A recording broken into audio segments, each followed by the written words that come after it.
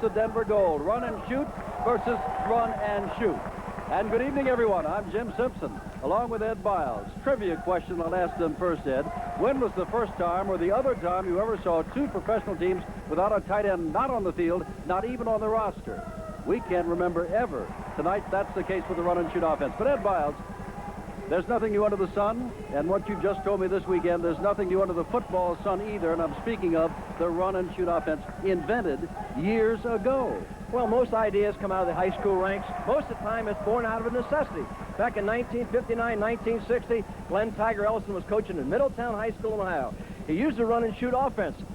Do a lot, very good with it. All of a sudden, he comes out with this book produced in 1965. That's one of the original books. Now that Mouse Davis has developed and refined the offense, they've updated the book. They now have a book that's coming out called The Run and Shoot Football, The Now Attack. From the offense of the future in 1965 to the now offense of 1985, all as a result of Mouse Davis in Houston, now at Denver. For those who may not know, watching for the first time, what is the run and shoot offense?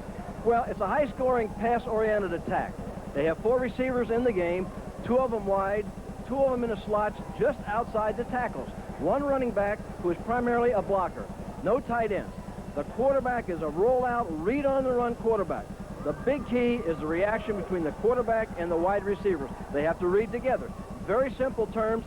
The receiver looks at the defensive back. If he's outside, I work inside. If he's inside, I work outside. If he's back, I work up. And if he's up on me, I want to work deep.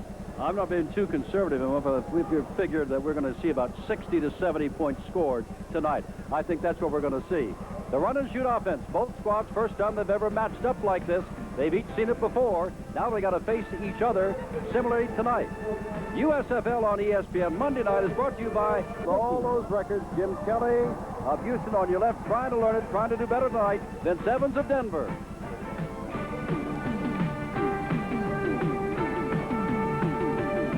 Saying this is the best quarterback in all of football, National Football League or the USFL. Certainly his statistics are the best around.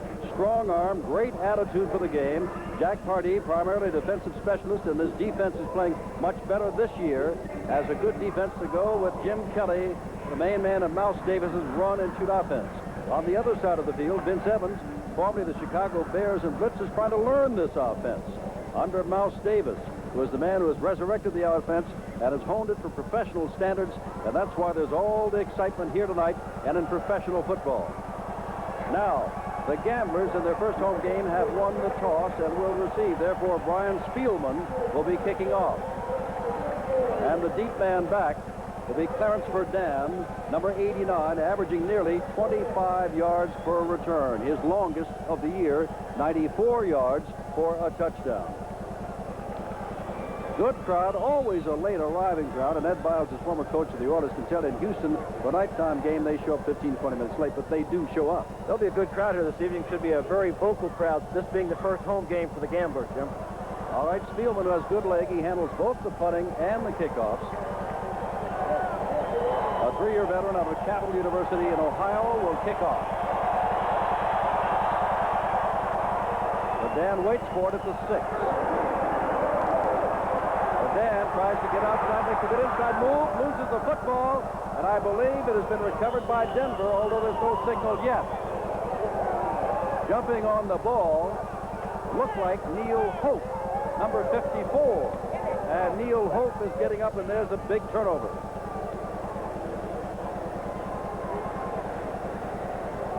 Well, he just simply looked like he came to the wrong side. The blocking was off to his right, but he comes up to the left. He just simply loses the ball. He isn't even hit when he lost the football. Didn't lock it away, trying to make moves, laid it down for Hope to pick it up. I think it's all over. They're bringing the ball back because of the flag down and could be offside on the kick. But let's look at Verdun again. And again, he's not touched here. He just comes up through there and carrying the ball very loosely, swings it and loses it away. Never touched. They got a break with this penalty. You know, if they are offside, and they have not yet said what it is, now they're going to say they're offside. I don't recall many kickoffs in the USFL this year where someone has not been offside. This is the first time I've seen it called, and it happened on a recovered fumble. But remember, the flag went down immediately, even before the return. Yes, it's been one of the things we've been talking about, and everybody's discussing the fact that they've been very lenient on that kickoff. Evidently, this must have been very flagrant for them to call it. Now Spielman will kick off from the 30. Verdun, who wants another shot at it, comes out near the 10-yard line to handle it. Big opening break against the goal and for the Gamblers. Spielman again. Leading the Western Conference. Houston. Denver wins tonight. Would be a flat-out tie. Good leg backing Verdun all the way up to the end zone where he'll have to bring it out. Off the 20. Down the sideline. Verdun. Spielman is the only man there, and Spielman gets him. This time Verdun returns it 60 yards to the 40-yard line. Off the hook, and he took advantage of it. What a difference a penalty can make. He looks it in this time, starts up. Now he's going to break out to his left where the block it is. Looks for the wall. There's a kick-out block there. Now he simply makes moves. Now good block by Calvin Eason in there. Now he's racing down the sideline. It almost looked like he could cut back to the inside and take it all the way. But I'm sure he's very happy with that return after the first mistake. Now look closely. Jim Kelly, number 12, 4 wide receivers. Johnson, 22. Verdun filling in for Sanders, 89. McGee, 88. Gerald McNeil, 13. They seldom run the ball. That is Clark, the lone running back in motion. And yes, Kelly's going to throw. Kelly throws, and it is off the hands of the intended receiver. And that was Clarence Verdun. Now, along with the men just mentioned, Rick Kerr, 74, Tommy Robeson, 70 of the tackles, Scott Boucher, 60, Dan Rosado, 65, the guards, Frank Khalil, 67 at center. Rosado got out of Northern Illinois. Native of Puerto Rico, did not play for 5 years. This is his rookie year. He was a soft drink plant manager, but came out and made the team. So, second down 10. Johnson in motion. And here goes Kelly. Kelly fakes. Kelly's in a group of folks and dumps the ball out there, only for a yard or two. And that was his Darrell Clark, the only running back that was there. Defensively, they'll play a 4-man front, Denver, instead of the 3-man they usually do. Bruce Thornton, 60. Mike Talaferro, 73. Doug Miklas, 70. Calvin Turner, 99. Linebackers, Stan Blink, to 50. John Nevins, their good rookie, 59 in the middle. Mike McKibben, 53 on the outside. Corners, David Martin, 13. Nate Miller, 23. Safety, strong side, Harold Hemphill, 25. And the free safety, Steve Trimble, 47. Make it third down and about 10. And Kelly hasn't completed with that little short one tonight, but now has the man across the way, and that is Clark, and that is not enough. As the linebacker McKibben was there with him, and it's fourth down. So the magic of Jim Kelly on the first series of the Gamblers in their first home game did not pay off. Well, it's very interesting. They came out and did something they haven't done before. Sometimes they do that. They'll probably go for it. But they used their remaining backs, the first play and the third play. They put him in motion. Now, they have not motioned him. Second play, they used reverse motion with the wide receivers. That's 3 new plays that they have not shown this year. Well, now we see that all the wide receivers are back in. Kelly. And Verdun, the man in motion. Third down and 5. This is confidence. This is for the touchdown. Johnson gets the ball. Good defensive play back there by Jeff Delaney, the nickel back, the veteran out of Alabama State. Well, that's the kind of football we'll see tonight. Kelly on 4th and 5 went for it all, and Delaney did a good job of defending against Richard Johnson. Here we can see it from the end zone as he's rolling out to his left. Tries to get it down there deep, but Delaney is just in great position. 2 defensive backs. They got double coverage. Ball hung up in the air a little bit longer than what he might want it to be. But defensive safety man, Delaney, nickelback. Here's a good look at Jim after this ball. Look at that great form, though. Probably a little bit unhappy with himself. He didn't quite get it down. He wanted it badly. Now let's look at the first play from scrimmage with Evans back to throw. Evans does not complete his pass. Coming across was Kelly Johnson, the rookie out of Colorado, and he couldn't hold on to the ball, slightly behind him. Vince Evans out of USC, the quarterback. Wide receivers, Kelly, 87, who dropped that ball. Leonard Harris, 80. Vincent White, 44. Mark Lewis, 88. Your tackles are Fiesel, who'll have a job tonight with Caton, and Miller. Yarno and Neese, the guards. Tom Davis, the center. And the lone running back will have to check Bill Johnson or Todd Gerhardt. I would assume that it is Bill Johnson in there, number 34.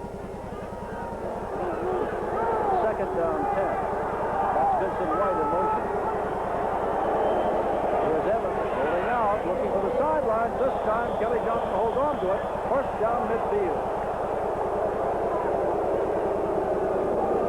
And the first down of the night goes to the visiting run-in shooters, the goal of Denver. We see an end zone shot here now. He is going away from the three-receiver side. Gamblers took the linebacker, dropped him deep, but Kelly broke back to the outside, forced a one-on-one situation with Will Lewis. 90 Van Hughes coming up the middle here. Good protection inside. Gets there just the least bit late. Jose Taylor in there along with Van Hughes. Well, I wonder how long this game will last with them throwing the ball. Will we be out of here by midnight or not?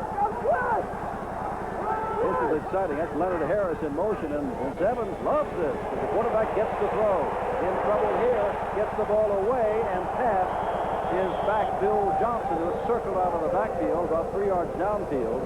And Evans couldn't get it between all those big folks in front of him to it. Oh, but that's a dimension that Evans gives to the football team. A lot of quarterbacks would have been sacked in that situation, but he scrambled around, moved around, and finally found someone open that he could at least throw an incomplete pass to.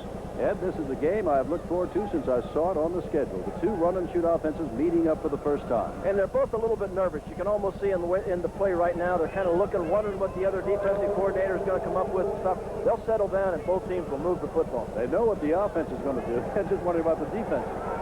I think a defense would be pretty standard on both squads. Harris, the man in motion. Evans on second down. He's got a man over here and overthrows Mark Lewis, number 88, the wide receiver. And Durwood Rockmore was there with him, along with Dennis DeVaughn. Everybody's using the nickel back and many times the dime back. 6 backs, 5 backs, all over the place because they know they're going to throw. As we said, Houston last week in their game ran the ball just 5 times. That's the record. One of the reasons they're not moving the ball, though, in fairness to the Houston Gamblers, is they have had injuries at that fullback position. Todd Fowler down with the knee. Sam Harrell has had a bad ankle. Johnson wide left. Harris in motion. And on 3rd down 10, Evans throws out here to Mark Lewis. Lewis looking for the first down and does not get it. Gets across the 45 to about the 43 and is stopped there. And that is it. The linebacker, Andy Hawkins, the leading tackler, number 59, made the tackle. It is Crosby, Hughes, Taylor, Caton. The front four, Hawkins, Diala, and Hawkins, another Hawkins, they're brothers. The linebackers, Mitchell and Lewis, the corners, Bradley and Rockmore, the safeties, with DeVaughn being used, Eason being used as 5th and 6th backs. But now the punt by Brian Spielman. Nobody back deep, and now McNeil goes back deep. Maybe they thought that Denver's going to do the same thing, go on 4th down, but they kick it away. And toward the end zone, and since it's over his head, he wisely will let it go, but it may be found inside the 5, and is down there by number 42, Nate Harris. First down inside the 5-yard line. And out comes Jim Kelly, who could pick up the first down the first time. 11:52 to go, first quarter, and there's no score here at the Astrodome, where things are just beginning to warm up with 2 run-and-shoot offenses. Kelly and company inside their own 5-yard line. Kelly is 0 for 3. Jim, they have 5 wide receivers in the ballgame. Why not? That remaining back is not a remaining back. And there's Kelly. They didn't know how to cover that out there. He's knocked Kelly down. That's the man who wasn't the remaining back. That is Mark Barus. And they didn't know what to do with him. I guess the linebacker. How are they going to cover a man who's 5'9", 180 and can fly with a linebacker? Well, it's obvious that that's a new thought for this ball game. They took the remaining back out and put that 5th wide receiver in the game, then put him in motion. And I'm sure the Denver people were just had to be a little bit confused by that. All right, Ed Biles, when have you ever seen 5 wide receivers in the game before? I can't remember ever seeing 5. I can't remember seeing as many with the speed that these receivers have. It is a first down. It's out near the 15-yard line. Baruch remains in there. He's the man in motion. No running back at all. They just gave up on the running game. Kelly going deep, trying to get it down there, and just past Clarence Burdan. That's 2 long bombers. And look back there right with him was number 25, Darrell Hemphill, who leads the club in interceptions, spent some time with the Colts out of West Texas State. 11:22 to go. 4 minutes have not yet gone by. And they're, it's what we expected.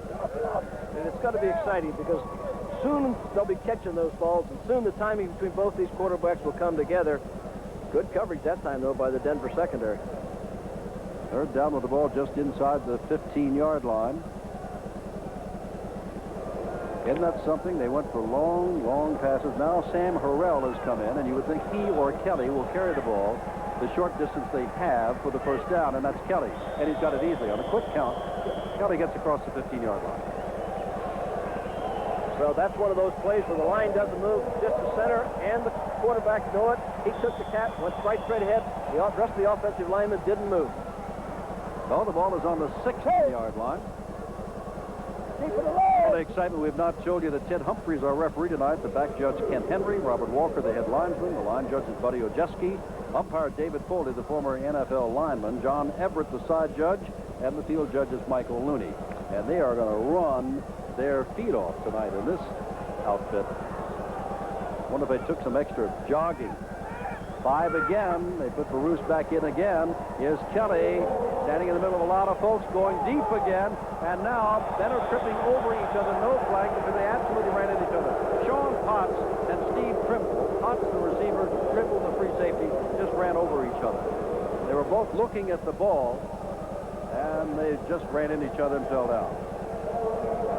That's a good call by the officials, and that their feet got tangled together. So many times you will see officials that make this a call that they simply got their feet tangled up. Neither one of them was doing it intentionally. I don't think either right one of them. Right in the center of the screen, you'll see a good shot of him run stride by side, and their feet. In fact, if anything, the offensive guy caused the contact. The official ignored it. Good call. Good job. I don't think they could have caught it either way. Either one of them. That's another factor in there. Second down 10. Bruce, the man in motion. Here's Kelly in a crowd. He gets the man that's Bruce. He came out of the backfield, and he picks up about 8 yards to the 23-yard line. But the tackle was made by Nate Miller, number 23. And it'll be third down and short.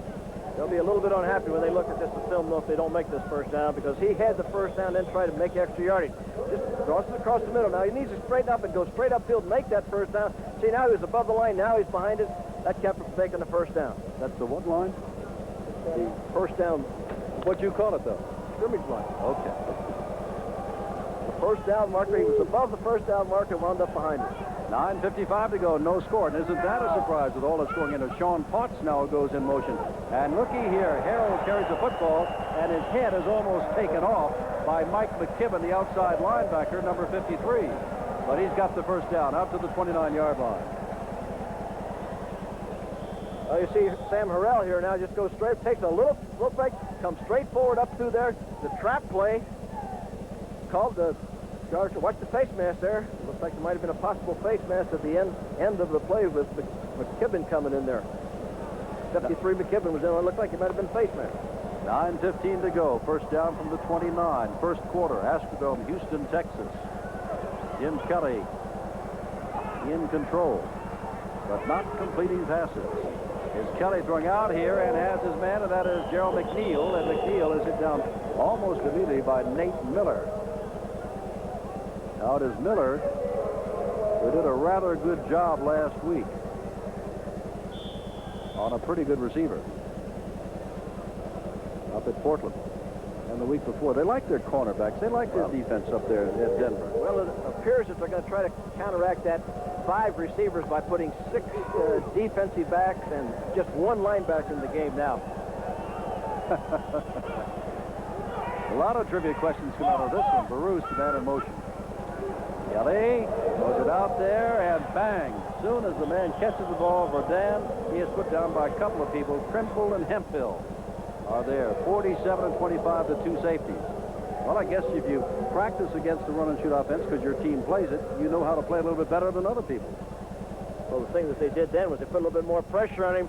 It's a short underneath pass, and they really do a good job. Once he catches the ball, the defensive people react and close on it, keep it well under control. Good job by Trimble. There comes help from Hempfield. You see the defensive linemen, the hustle and pursuit that they're doing. Third down from a 31-yard line.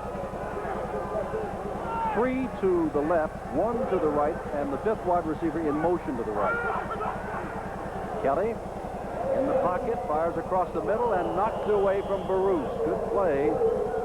I'm not sure whether or not that was John Nevins, the outstanding rookie, number 59. There he is, out of Cal State Fullerton. They think he can play anywhere. He's like the gorilla. He can play anywhere he wants. NFL, USFL. They are really high on him. Says he does a great job on the special teams, and has been playing well out. He could have had interception if he hung on the ball. Dale Walters to kick the ball away to David Martin. Nobody's really had a threat yet. There was one pass thrown by Kelly into the end zone, and a good defensive play by Delaney broke that up. Martin standing on his 30. Walters standing on his 16. Gets the kick away high. Fair catch called for by Martin, and then lets the ball go by him. Well, he picks it up and immediately goes out of bounds, because right there with him is Stan Blinka, a linebacker. Inside the 25, first quarter, there is no score.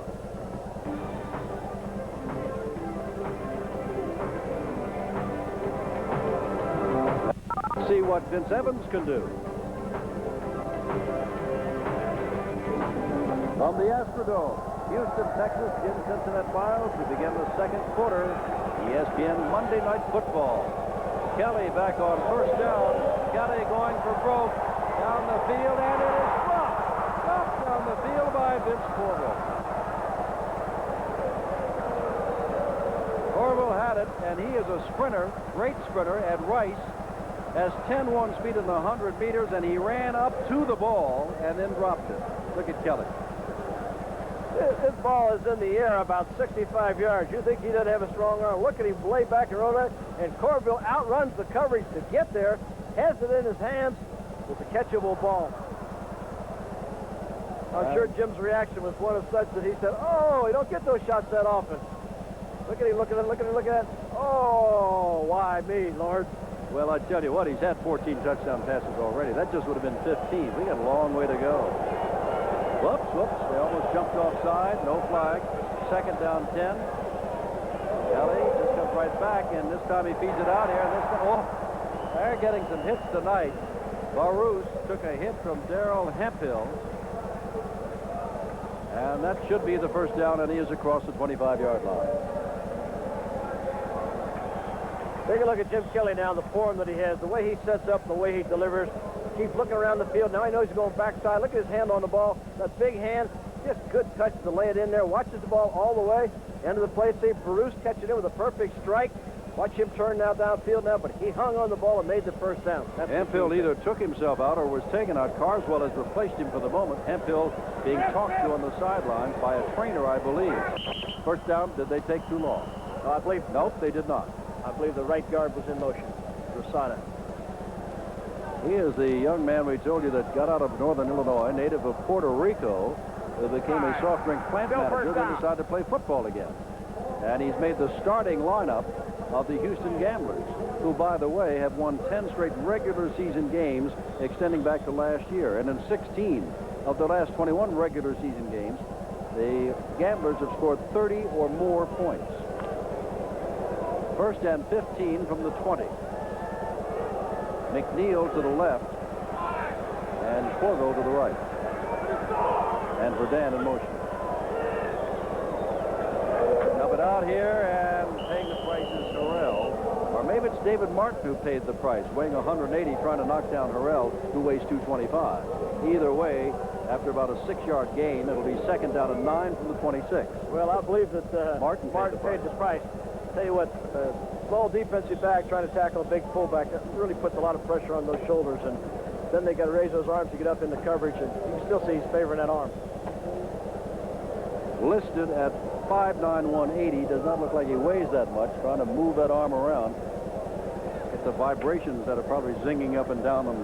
Well, he's a good one, too. He's probably their best defensive cornerback. Out of Villanova, back in the days when that school played football. Just gave it up. How about bringing it back? Is Kelly setting something up, or is he? No, he's just being pinned on the sideline, and that is almost picked off, and there's a flag down. No question what this one will be, Jim. The center, Frank Khalil, was way downfield. He was way down almost where the ball was thrown. All the officials. Ineligible receiver downfield. Offense, number 67. Loss of down. Third down. He'll take that. Hemphill is the man that almost picked it off. Yeah, he was really. Take a look at the left side of your screen, and you'll see him coming. See him way downfield. That's Khalil down there, about 8 or 9 yards downfield. There's no way that he wasn't going to be seen by the officials. I'm glad. I know that Hemphill is glad you're talking bringing attention to Khalil, because he just simply had the ball in his hands and dropped it. Look at the other man that's too far downfield. Don't look at me drop the ball. Third down, 19 to go, 13 minutes to go in the first half, 7-0 Houston on a short touchdown pass to Richard Johnson, the 14th of the year for Jim Kelly. Third and 19 seems like 3rd and 1 to Kelly. He goes deep anyway most of the time, saying it all is their fault. False start. Offense number 74. That was Rick Kerr, left tackle. Well, now make it 3rd and 24. Kelly may not make this 3rd and 24, but if he does, he does it so often it makes it look so easy. Remember last week, what was it, against Oakland? There were 3 plays, and he had 110 yards and 2 touchdowns. First 3 plays of the game. And he had the ball. Third down, though, and 24. And the goal playing good defense tonight. Flags go down again. Kelly puts the ball out, and that is to Darrell Clark, and Clark may have the first down. But again, was it the offensive line that moved, or this time was it an over-eager defensive line that moved? And Humphreys will tell us. And he is pointing toward them, so I'm sure they, meaning Houston, is going to take the play. Little pass to Darrell Clark, former University of Texas man. Humphrey still sorting things out here. Well, they just wants confirmation, I think, that you want it way back there. They did want to take the penalty, but interesting left, even with the long gain, they're coming in and still being forced to punt. They were about a ½ yard short of making the first down. Fourth down. Now, on 3rd and 5, in Denver territory, they went for it. Or 4th and 5. On 4th and about a ½ yard, they may kick the ball away here. You just never know. They've got some upbacks in there that they might gamble. These are 2 gambling ball clubs. So there's the snap back to Walters, and he kicks it away. And a good kick at that. Martin's the man going back deep. Wow. Gets up the sideline, has a wall along the sideline. There he goes. It's just a kicker, and down he goes. And lost the football, and it's still alive. Now, did it go out of bounds? Fumbled out of bounds. We'll let them sort it out. They are saying it belongs to Denver. Okay. Saying it belongs to Denver. The man who got up holding the ball was Troy Johnson. Well, it almost looked like he was going to get nailed pretty good there on that coverage, but he ducked underneath it. Now there's a wall, and he comes down as he's coming downfield here. Let's see how he loses the ball coming down through here. He's making a lot of moves, carrying the ball out there loose, though. Look at that. Dale Walters just reached in there, touched the ball with his hands. Now the scramble for the ball. No one can get it, and apparently it's going to go out of bounds without anybody being in possession now. That's what it is. Retained possession of the ball before it got out of bounds. That's what it is. That's a good call. 12:07 to go. 7-0 Houston. First half. And Denver's got the ball.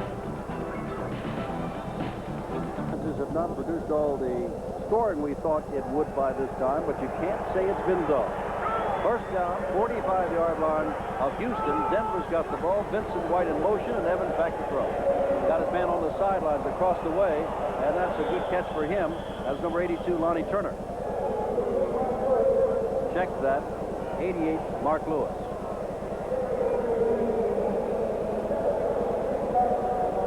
We got a shot at Pete Caton working against Greg Fiesel. Now, Fiesel's big, strong. Caton comes back down to the inside. Well, he gets doubled up and gets knocked down, of course. Gets a lot of help in there by number 52, Tom Davis. They have 7 wide receivers in the 80s and both clubs. And they are all out on pass patterns, and it is something to watch. Run and shoot. Again, Lewis, who caught that last ball wide to the right, or at least it was thrown toward him, is wide to the right. Here comes Harris to the left. And straight ahead goes Johnson, the big fullback. He's got the first down and more. Johnson may drag him into the end zone and does. What a play for Johnson. A 26-yard run, and it's 7-6.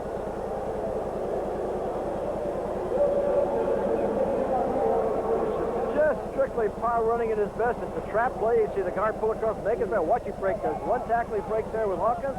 Here he is. He's going to break another tackle. The third tackle he breaks. Here comes the fourth tackle. He carries Lewis all the way down into the end zone. That's what you call good, strong, hard power football.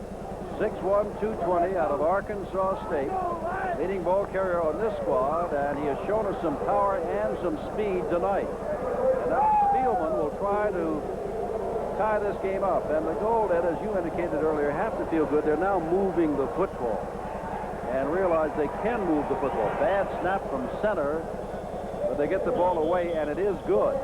11:53 to go. We're in the second quarter. We're at the Astrodome in Houston, the first home game for the Gamblers, and at the moment, tie at 7.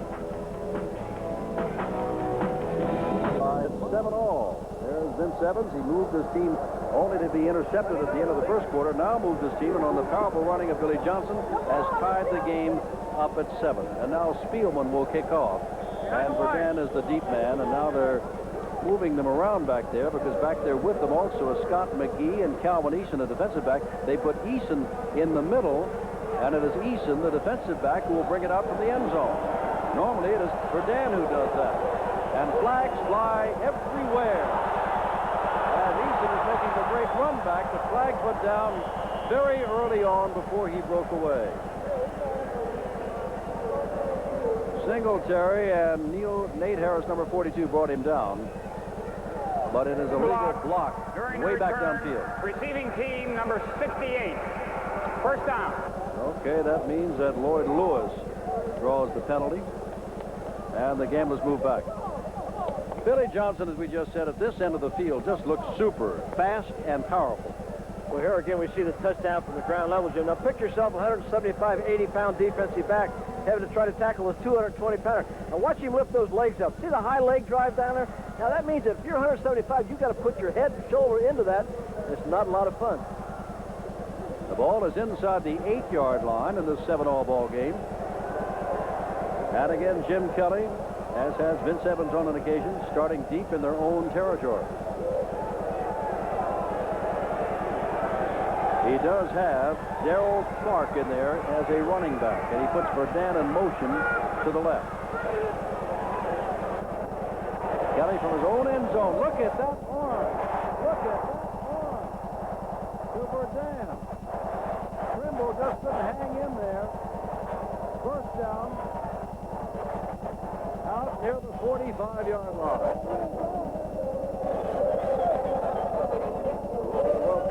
To this now watch him roll to his left, and again rolling to your left for a right-handed quarterback having to throw. Look at the strength that he puts on. He throws that ball a long way. Of course, Verdun is down there open, catches, stays in bounds. Other key to that, he's been getting nice protection. If he gets that protection, you're going to start seeing that scoreboard light up. First down inside the 8, now first down at the 44 in one play.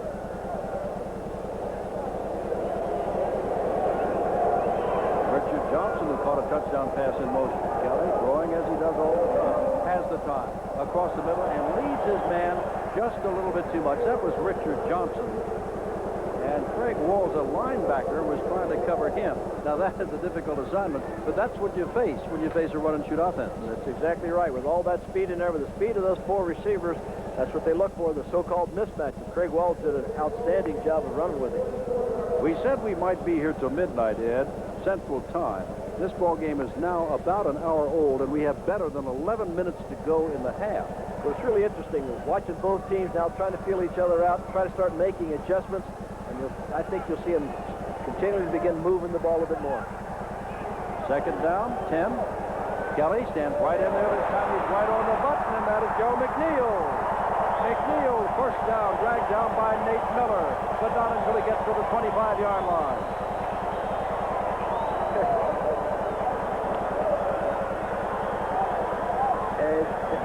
And you talk about catching the ball and turning speed on. Here's one of the great things about these receivers. Watch him turn after jet on here. He just simply outruns people down through the middle to get that extra yardage on that. A lot of times they'll make a short catch, turn it into a very long gainer. They got a bundle of them to do that, and now we can see that David Martin, who was shaken up earlier, is shaken up on this play, and this time he comes off the field. The left cornerback is off the field and now just takes a seat. Barely got to the sidelines and then took a quick seat. It may have a cramp. That's exactly what it looks like when you see him working that way. And of course, the run in these defensive backs, conditioning is going to show up in the fourth quarter. That's one of the reasons, Jim, both teams are using a lot of different personnel, secondary-wise and line, but they're rolling a lot of people in and out. And they're using every wide receiver in the state. That is Verdun in motion this time. Kelly on first down. Kelly is going to be hit from behind. Hit from behind by Calvin Turner with a second fine individual standout defensive play of the night. Drags him down at the 32-yard line. One of the problems from an offensive line standpoint with this little bit of rollout is that sometimes the quarterback gets too wide. You're working out there, and you see, if Kelly would have stepped up underneath, would have helped to make a little bit easier block for Rick Kerr. But by getting out too wide, Calvin Turner was able to run upfield. That's very tough from an offensive line standpoint. A little bit less than 10 minutes to go. Second quarter, 7-7 is the score. Second down, 17 for Houston at the 32 of Denver. Kelly throws and rolls. McNeil with a second fine catch. Cut down by Nate Miller. Not enough for the first down, although the way they're standing now, it's just maybe a half a yard short. If not the nose of the ball cutting that plane. And now we've got someone hurt back. It looks like Rick Kerr as you take a look at this again. Well, watch him go up and catch this ball, though, in traffic. Knows he's going to get hit. Comes down right underneath and lands on his back. Rick Kerr gets hurt in here somewhere, number 74. There he is, and there he goes down. He is the man that's hurt and down now. Well, it looks like they fell from behind on his legs. Looks like Scott Boucher got tangled up with his legs from the backside. Three-year man out of Carthage, the starting left tackle, 6'3", 270. And he is down, and time has been called. 9:32 left. He's up in the first half, 7-all. We'll be right back.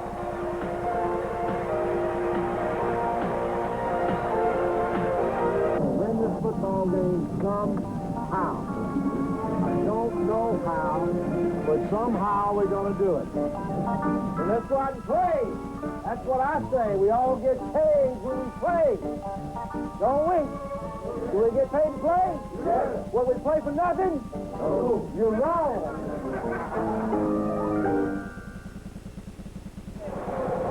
While away, Rick Kerr got up and went off the field, and while away, they measured to see whether or not McNeil had a first down after he was cut down, and he missed by just inches. There's the time remaining. There's the score. We're in the first half. Interesting, Jim. We're sitting here talking about that we haven't seen the action that we thought we might see. And I just glanced up at the scoreboard. The Gamblers have now 200 yards of offense already. And 119 for the gold, and it's a tie at 7-all.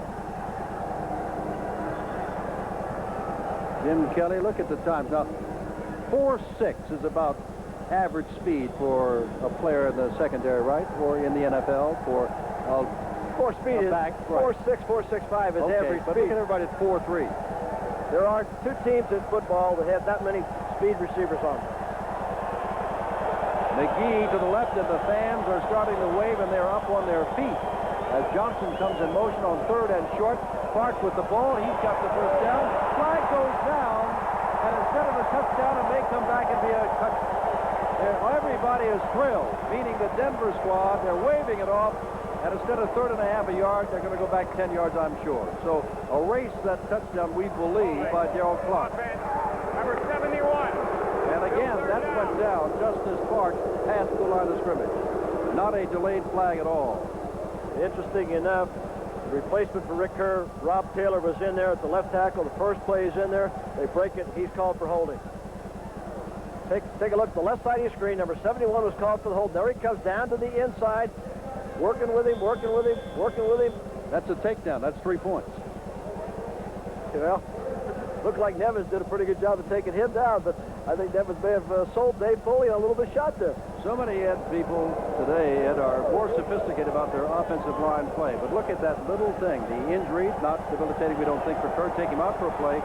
Touchdown, call back because the man that fills in for him could not handle his man without holding. So now it's third down. And about 10, and there he goes again. 89 clearance for them. Put down by Delaney. And move the sticks. It's a first down inside the 15. Jim, if you like football, you have to like all this excitement that's going here. What now? Again, he has great protection. Look ahead, plenty of time to watch what's going on. Berdan's coming all the way across the field. Simply outruns him coverage man. He has to get help from Jeff Delaney, the 5th defensive back that's in the game, to make the tackle. First and goal to go from the 10-yard line. Time on the clock, 8:24 and counting. First half. The Gamblers not disappointing, their first home crowd of the season. Kelly almost 200 yards already. And he got off to a bad start. That's the amazing thing. Here's Kelly looking end zone, throwing end zone too high as he saw David Martin, who's back in the ball game, back there with him, and Corville was deep and out of the end zone. Kelly's reaction is always interesting. He really has the personality for playing this position. Watch after he throws the ball. He knows maybe he just misfired a little bit, and he hits himself. He probably hit himself on the head, see? He knows that he just misfired a little bit.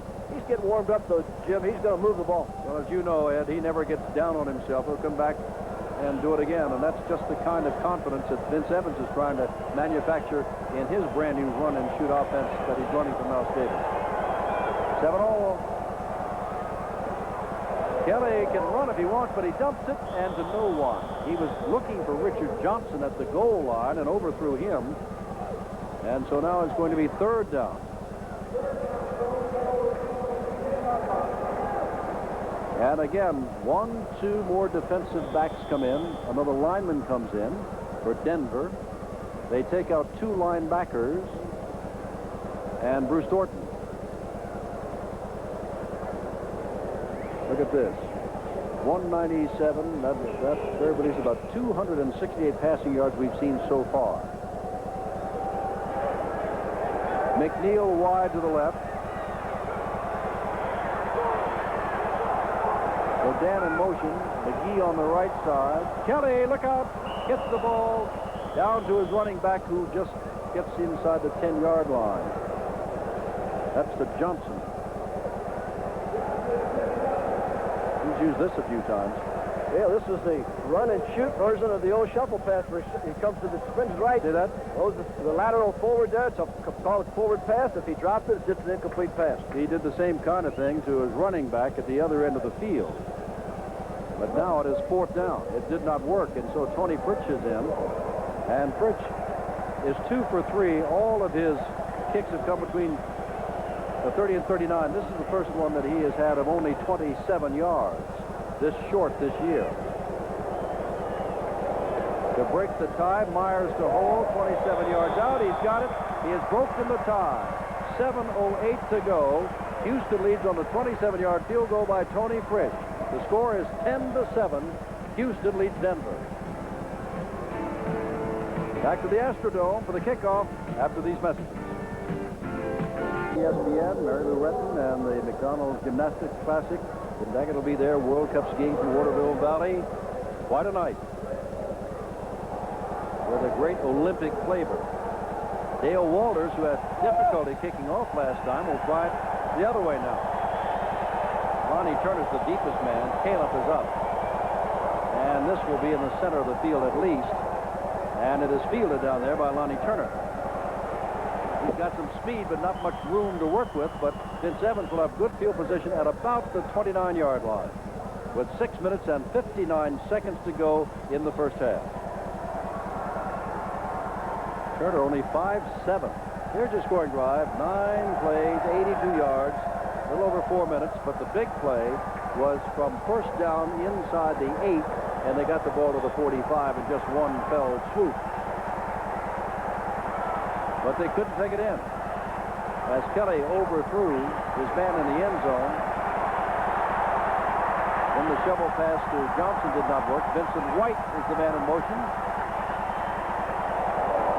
And here's Vincent Evans, and he's going to get hit from behind. Looks like Diallo, who got him for a loss of about 3. Number 31, Kiki, out of the University of Texas.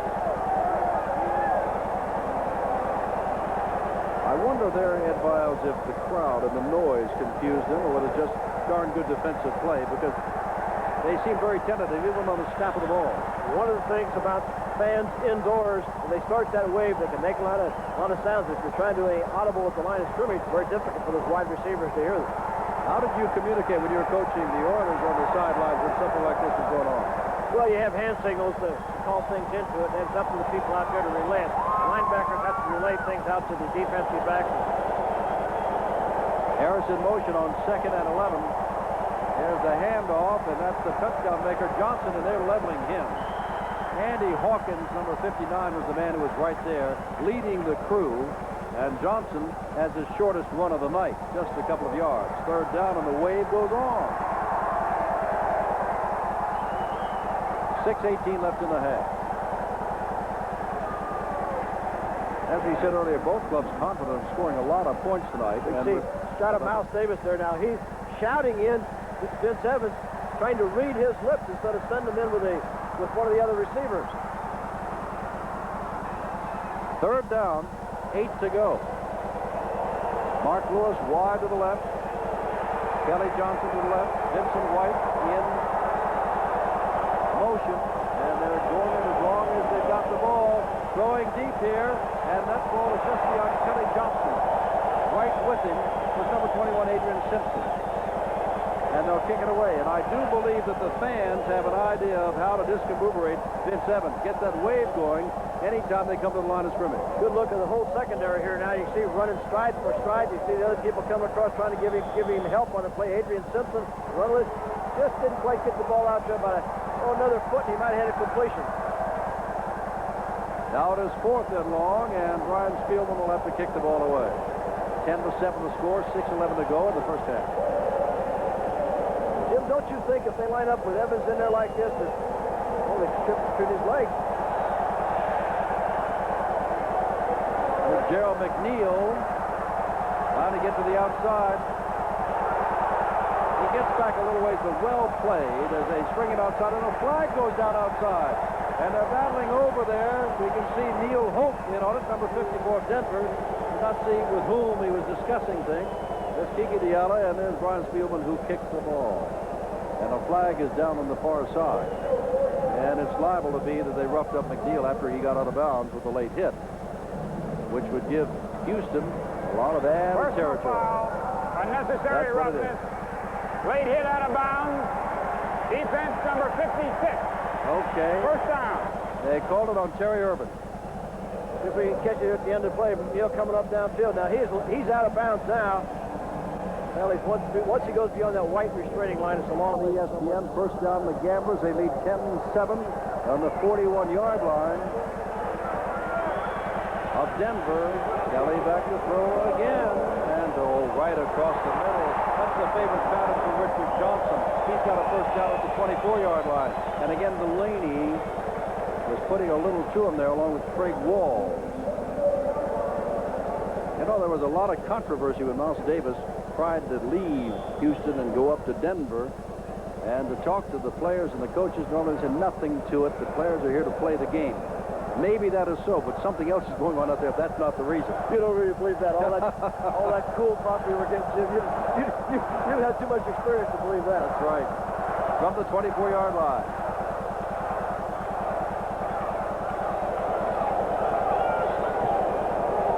Kelly. No pressure. Oh, he threw right past his man there. Verdun coming across the middle. Pat Ogren was the man trying to get to Kelly. Ogren, who played with the Redskins during a couple of their Super Bowl years, and Kelly is shaking off his right hand. He'll have to be broken before he even gets a grimace on his face, but he's got one there now. It stings. Well, that really smarts. When he stepped up, and I'm sure when he delivered the ball, as he followed through, he probably hit a helmet of one of the defensive linemen or someone rushed in front of him. And anyone who's played quarterback can tell you that really smarts for a few seconds. Many times you break a finger. Break a finger. 2nd down and 10 from the 24.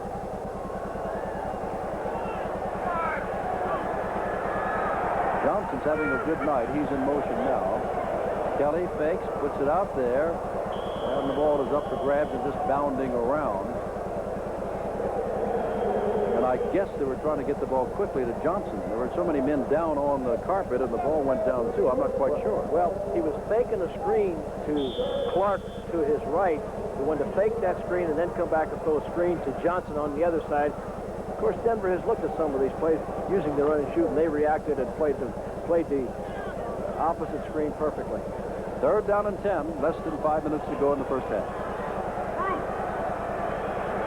Houston by 3, trying to go up here. They'll go on 4th down. They always do. I mean, that's the way they are. Look out, and that, and they're going to go flag or not. And McNeil can't believe it. Now, the man was just simply running across the end zone. He was bumped into, that I do know. I think it was Trimble that ran right into him running along the end zone line. And I think he's got a call here. I think it's a good call for the official. Let's see what it looks like from the end zone shot. He throws it down. McNeil is going for the ball. You're allowed to play the ball. He comes across, plays the ball. Well, that's pretty close. That's what I'm saying. Now, see, you hear the boos of the crowd because they see on the screen, the big screen here in the Astrodome, the play. And they agree it was a bad call. It's 4th down, and apparently they're not going to go for it. A 42-yard field goal attempt by Tony Frisch. 42 yards out. Frisch has got a squiggly kick up, but it squiggles through. It squiggles through. And with 4:38 to go, they feel they should have had a touchdown, but they still have the lead of 13-7. McNeil, I think he had reason to get upset about this. Ball was off to his right, but look what Trimble does to him as he goes for the ball. Well, you be the judge. Receiver has the right to the ball. Defensive back has the right to the ball. Comes over the top. Looked like there was a lot of contact. I think it should have been called interference. It was not. McNeil thought it should have been. 4:38 to go. Tony Frisch has added his 2nd field goal of the night. His 5th of the year. It is his longest of the year. And now they will kick off to Denver. First half. Did you see what happened over the weekend? Baltimore really shut down Doug Flutie 29-9. Oakland took the measure. Jacksonville had Luther throw 3 touchdown passes, but had some interceptions in the late going. Oakland beat them 42-36. Birmingham 34-19 over Memphis. The Stallions are coming on. And Gary Anderson on Saturday had a great day, 162 yards rushing the ball. Los Angeles won its first game of the year, and Portland handed Orlando its 4th loss of the year. That's what happened over the weekend. This wraps up this weekend's long weekend's duty. Now there's Walters with another bounding kick, and they should let it go out of bounds. And Turner does. So a kick again from the 35-yard line, and if you can't keep it in play this time, they again can take it at the 40. I think that Jack Party's crew needs a kickoff man. Fritch can't get it deep, and Walters is having a terrible night. Here's what Marino did in his first 3 games of 1984. 63 of 90, 10 touchdowns, 3 interceptions. First 3 years of 85, Kelly is 83 of 125, for about 500 more yards, 3 more touchdowns, and only 2 interceptions. That's quite a ratio there, Ed.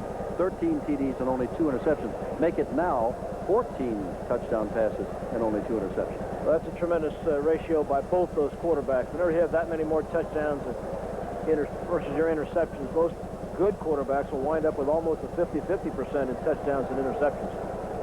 Now off the tee again, Dale Walters, who has been hired as a punter, but is being forced to kick off, will kick off. Now that is his best, and that may go out of bounds, and so they'll get it back at the 40. Now he has not, but on one occasion in 5 tries, gotten the ball downfield. But again, he's being asked to kick off. He's been hired as a punter, and they're going to take it to the 40-yard line. We said we haven't seen it yet. We've seen it twice in this first half tonight. It's an interesting rule. I think it's a good rule.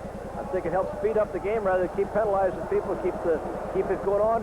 And it puts a premium on kicking the ball off because now Denver is starting in excellent field position. Denver starting from the 40-yard line. They are down by 6 on the strength of 2 Tony Fritch field goals. There's been a touchdown pass Kelly to Johnson, and Billy Johnson ran one in for Denver.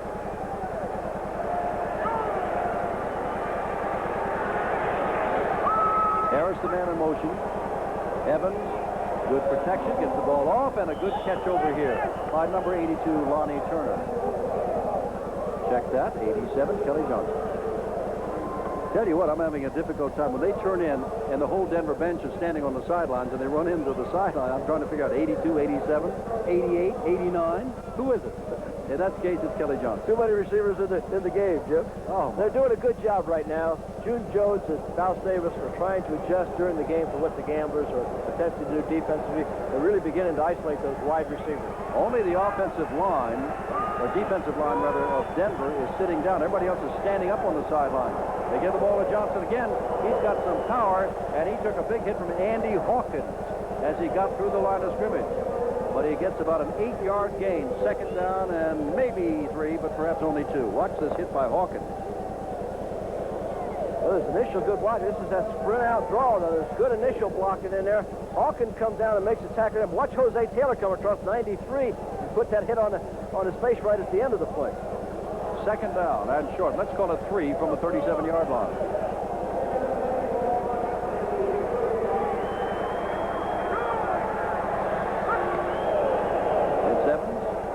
Looking across the middle, has his man. That is Mark Lewis, and Mark Lewis has got a first down.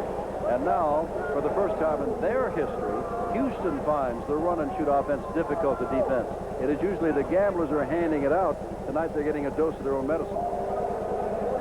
It's tough. Just a little crossing pattern. The outside receiver coming inside, the inside receiver going outside. Mark Lewis hangs on the ball, pays for it by getting hit pretty hard, but it's another first down. I wonder if Tiger Ellison is watching us down in Florida. He wrote that book in 1965 called The Run-and-Shoot Offense, the Offense of the Future. And as we said at the beginning of the show, he republished it for the run-and-shoot offense, the now offense, because these teams are now using it and very effectively. There's Evans across the middle again, asking a little much of Leonard Harris to come across the middle. Harris only 185 pounds. Mike Mitchell put him down. And that should be a first down inside the 10-yard line. First and goal to go for Denver, but now they're moving the ball back. Now they're pointing the other way, and they're going the other way. Now they put it, should be first and... No, I think the one official just thought there was an incomplete pass. All the other officials had marked it as a completed pass. When the officials started to bring it back to line of scrimmage, they recognized that it was a completed pass. Evans is 9 for 17, 115 yards, looking to tie up or go ahead, coming down on the 2-minute mark of the first half. Evans, he forced the pass down here before, doesn't want to do that again. Better throw it out of bounds if he can't do anything, but he's going to run. He's a good runner and gets inside the 5. They'll mark it at the 3. Jose Taylor ran him out of bounds at the 3-yard line. And again, there's a little heated action between the offensive and defensive line.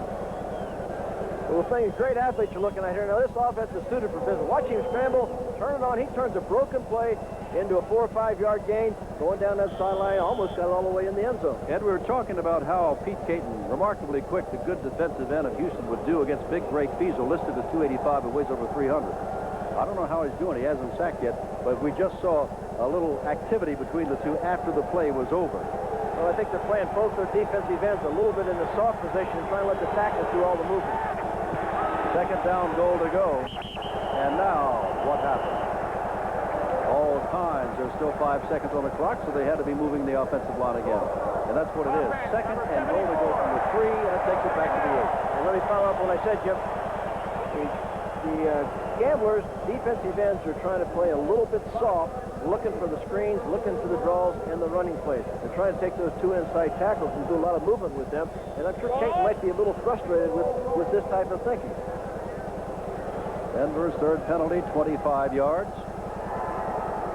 Second down from the 8. Very close to the 2-minute mark.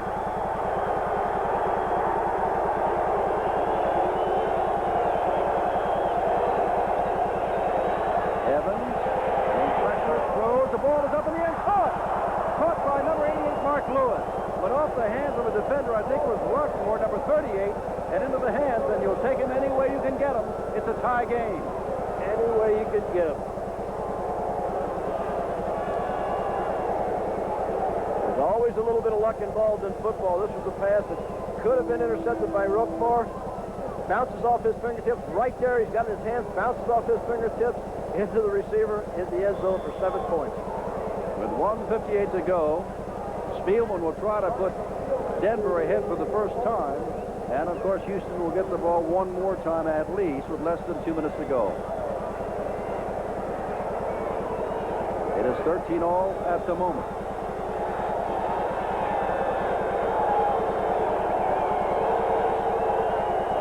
Bad snap again, gets the ball down. The ball is up, and the ball is good. And it is 14-7. And now they'll take their 2-minute warning. There you are. That is Mark Lewis on the left and Vince Evans on the right, and it's 14-13 Denver.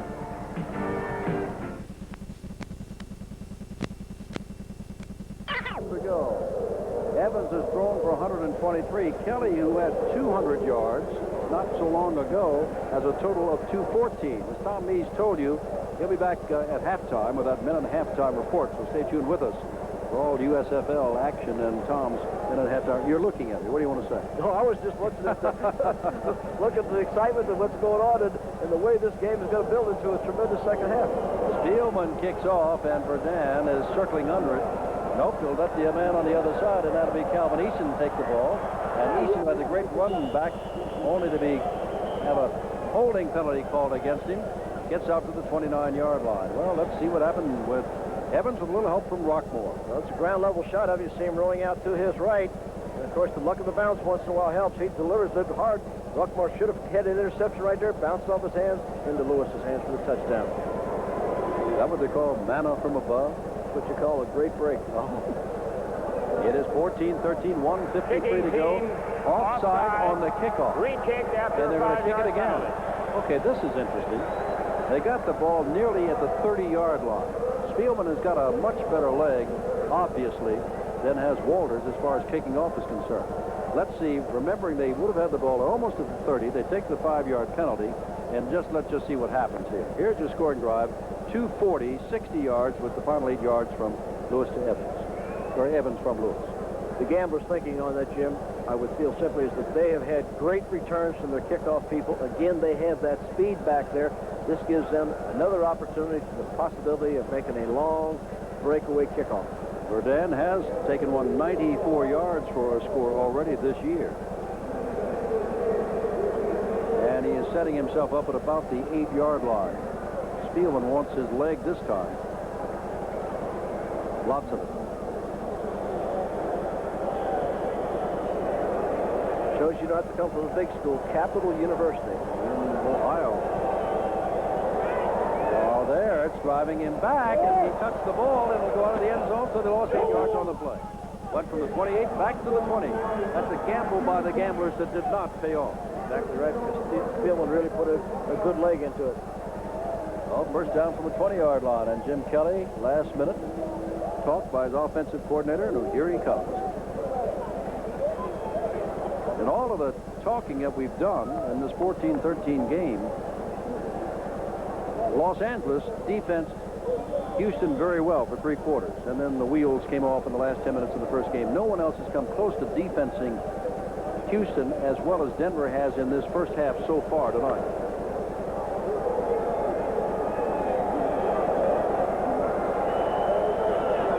Kelly first down from the 20, sending Verdun in motion. Going downfield, and it is intercepted by Delaney inside the 20.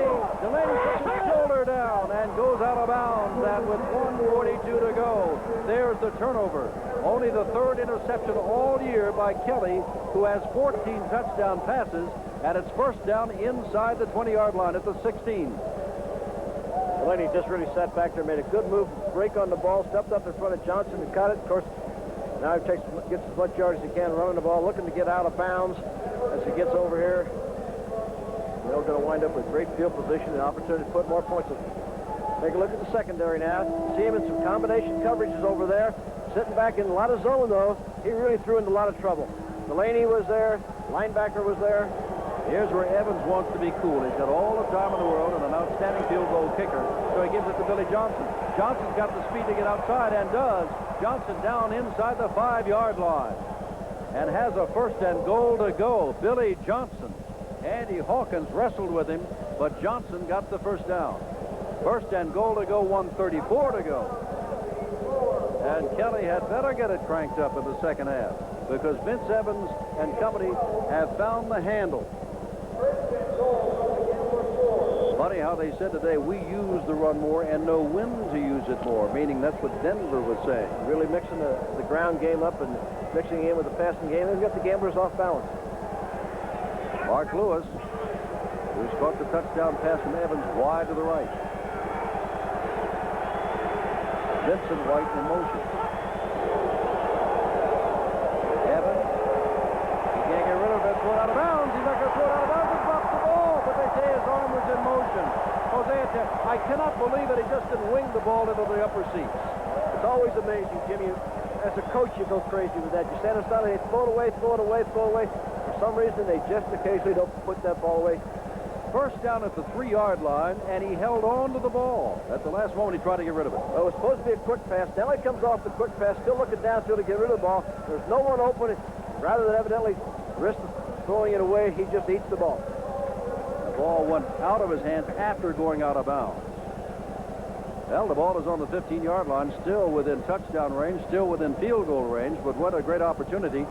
Instead of being second down from the 15, it could have been second down from the 3.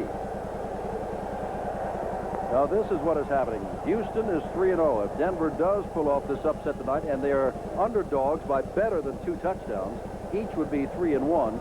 Oakland would be in second, 2-1-1. If Denver loses, they drop right past Oakland, down into a tie with Arizona and Portland. Well, we've got the NCAA basketball coming up, the regional finals. And we will have the Sweet 16 time, and let's see what our games are. On Thursday at 6:30, Oklahoma, Wayman Tisdale. Surprise team, except for the folks in Louisiana. Louisiana Tech, that'll be that game. Then Friday at 8 o'clock live, Maryland against Villanova. Now, Maryland and Villanova have met once before this year. Maryland won by 3. The wave has started again, trying to discombobulate Evans and company. Second down from the 15. It's Evans. Looking, running, he's got running room. He is down to the 5-yard line. And it's third down and goal to go. And if they do not connect here, Hawkins puts him down. At least they are in chip shot range for the field goal. That was a touchdown-saving block, you might say, by Hawkins. He didn't tackle him. He just threw his body across him in the nature of a roadblock. Evans showed he could run not only with the blitz, ran with the Bears, likes to run the ball. And at USC, of course, that was his bag there. Great athletic ability. Mark Lewis wide to the right. White in motion to the right. Third down. Looking. Has not get the ball away. Twice he's been sacked. This time by Van Hughes. 17 seconds to go. That should bring on Spielman. Here he gets shot from ground level now. He's rolling out to his right. No one open. Good coverage by the defensive backs. He's scrambling around. Van Hughes and Lloyd Lewis in on top of him. Van Hughes gets the tackle.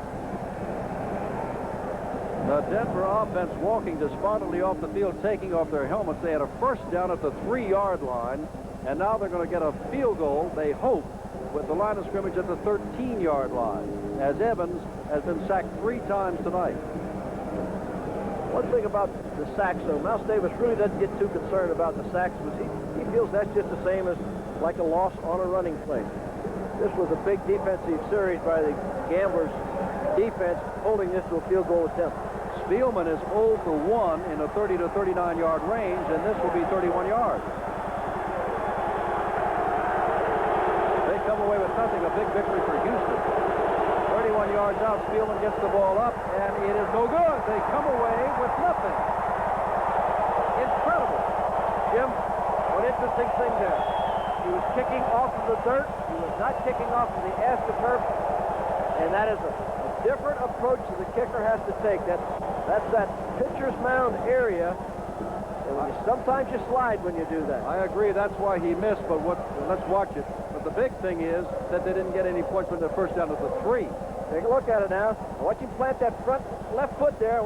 Just didn't quite have the same feeling that he normally has. Pushed it out to the right. Hit it a little bit back. He knew as soon as he hit that he missed it.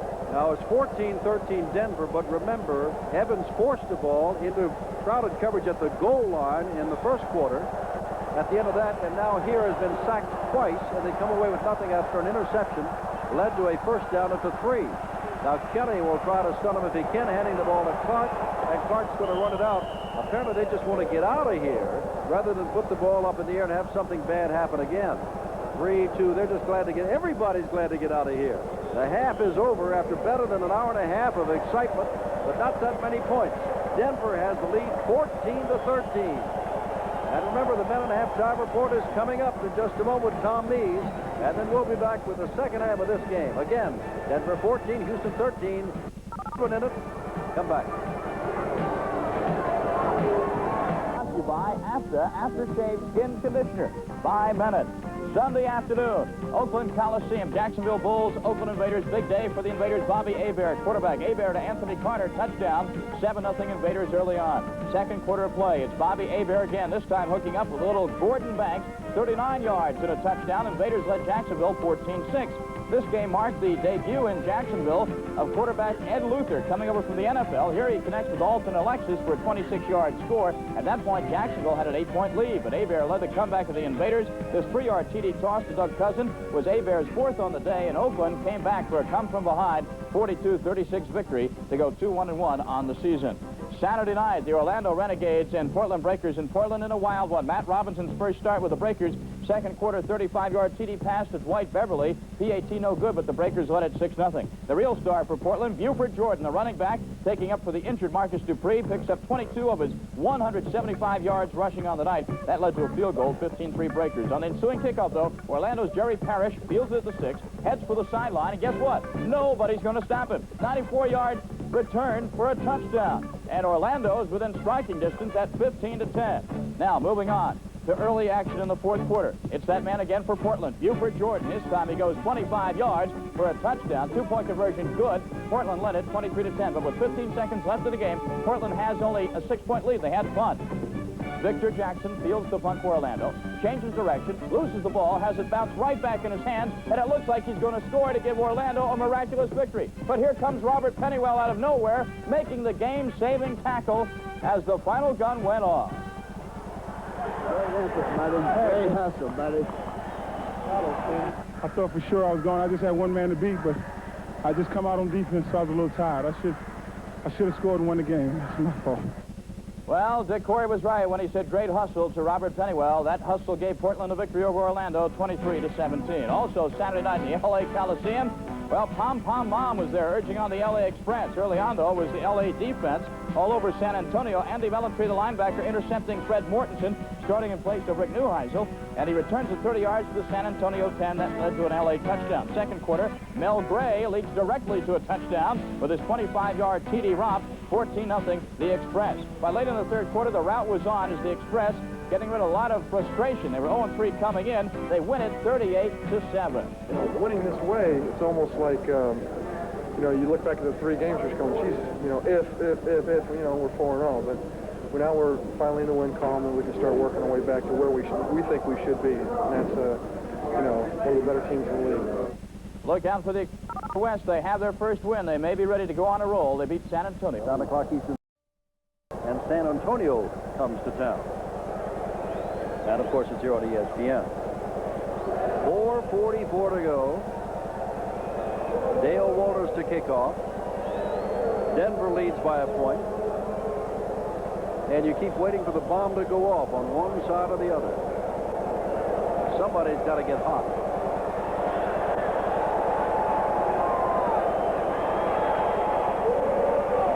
Roy Johnson gets back out to fairly good field position across the 30-yard line to the 32-yard line. Sean Ponce puts him down. And now Vince Evans will come out again. The veteran from USC, 7 years with the Chicago Bears. Give you an idea of Vince Evans. Against Oakland in his first game using the run-and-shoot offense, completed 31% of his passes. Then when they upset Birmingham, 50%. Then when they beat Portland, 53%. And he's right around the 50% mark right now tonight, 11 of 23, slightly below it, 137 yards. Well, Mouse really feels that the Denver Gold football team is further along with 3 games with this offense than Houston was a year ago at the end of 3 games. And they're challenging for the Western Conference lead tonight.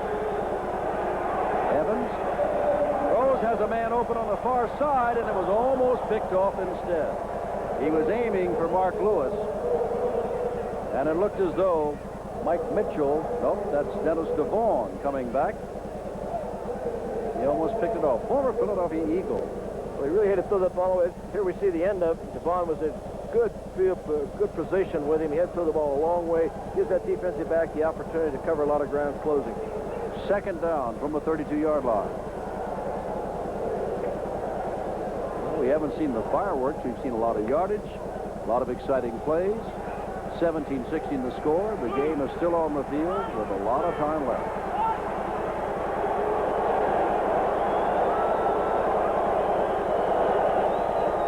Second down. Again, they try that side to Lewis, and they say he's out of bounds. One time they overthrew it. It was almost picked off by Dennis DeVaughn. This time, Lewis comes down out of bounds. And DeVaughn is the man on him again. So we got to look good shot or see whether he's in or out. There comes the pass. He's up in the air. Out of bounds. Lands on line again. Both officials right on the play. Good call. Out of bounds. I wonder if Mark Lewis went back and say, hey, I can beat that number 39 over there, because they went right back to him. Well, I think that's one of the adjustments. Take a look at the passing yardage difference between the first half and the second half from Houston's standpoint. 36 yards second half. DeVaughn is over there over Mike Mitchell. Look out Evans. Going to go down. Lost the football, and it's still up for grabs. Still up for grabs. Nobody can grab it but Houston. Nobody really fell on the ball. They tried to just kind of pick it up and go along with it. Turnover. Tons of people on the field. David Crosby, I think, is the man who finally came up with it. Turnover at the 40-yard line. There you go. Now, Evans is almost trapped by Caton right here. He gets away from that, escapes from that, now decides to run this. Knocks the ball loose. Now it becomes button. Who's got the button as it's rolling around down there? Nobody can come up with it. Keeps bouncing around. Finally, Cleveland Crosby jumps in there and gets the football. Well, now can Houston capitalize? Kelly will go up top and deep as he normally does. All the way down to the end zone. Touchdown to McNeil. 15th touchdown pass for Kelly this year. McNeil has caught his second. And Houston goes ahead, all set up by the fumble by Vince Evans. And the good play of Jim Kelly and John McNeil. You kept saying, Jim, when's the fireworks going to go off? It's going off in the Astrodome now.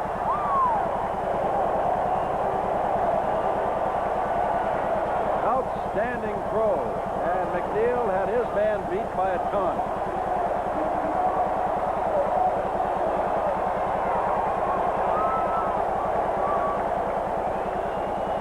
Evans, really, he's got time to rectify things, but he could look at himself for some plays tonight, including that fumble where he was carrying the ball well away from his body. And I really think Jim Kelly needed that one for his own confidence, because he really wasn't playing a good ball game.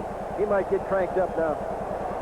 Both men looking for a confidence builder. Kelly got his. Here's Tony Fritsch with Myers to hold. Myers, the back that played 10 years with the Saints. Fritsch puts the ball up. He doesn't miss those. And it's 23-17. 3:56 to go. Well, have we heated up or not? Look at Kelly along the sidelines as Ed talks about Kelly on the field. Here's the end zone of it. Look at he just puts that ball up the air. McNeil simply running down the sideline, outruns, very easily outruns 23. Miller, the defensive back, catches it over his shoulder. That's the kind of plays that the Houston Gamblers have been making all year long. Got another angle of it here now from the other side. Kelly delivers off that front foot, really fires the ball. Look at that tight spiral. And again, look at the ball come right down. Now he concentrates all the way in. That time, McNeil made sure he looked that ball all the way into his hands because he knew he was wide open. Now, Walters to kick it off again. Denver has stopped themselves more than Houston has stopped them.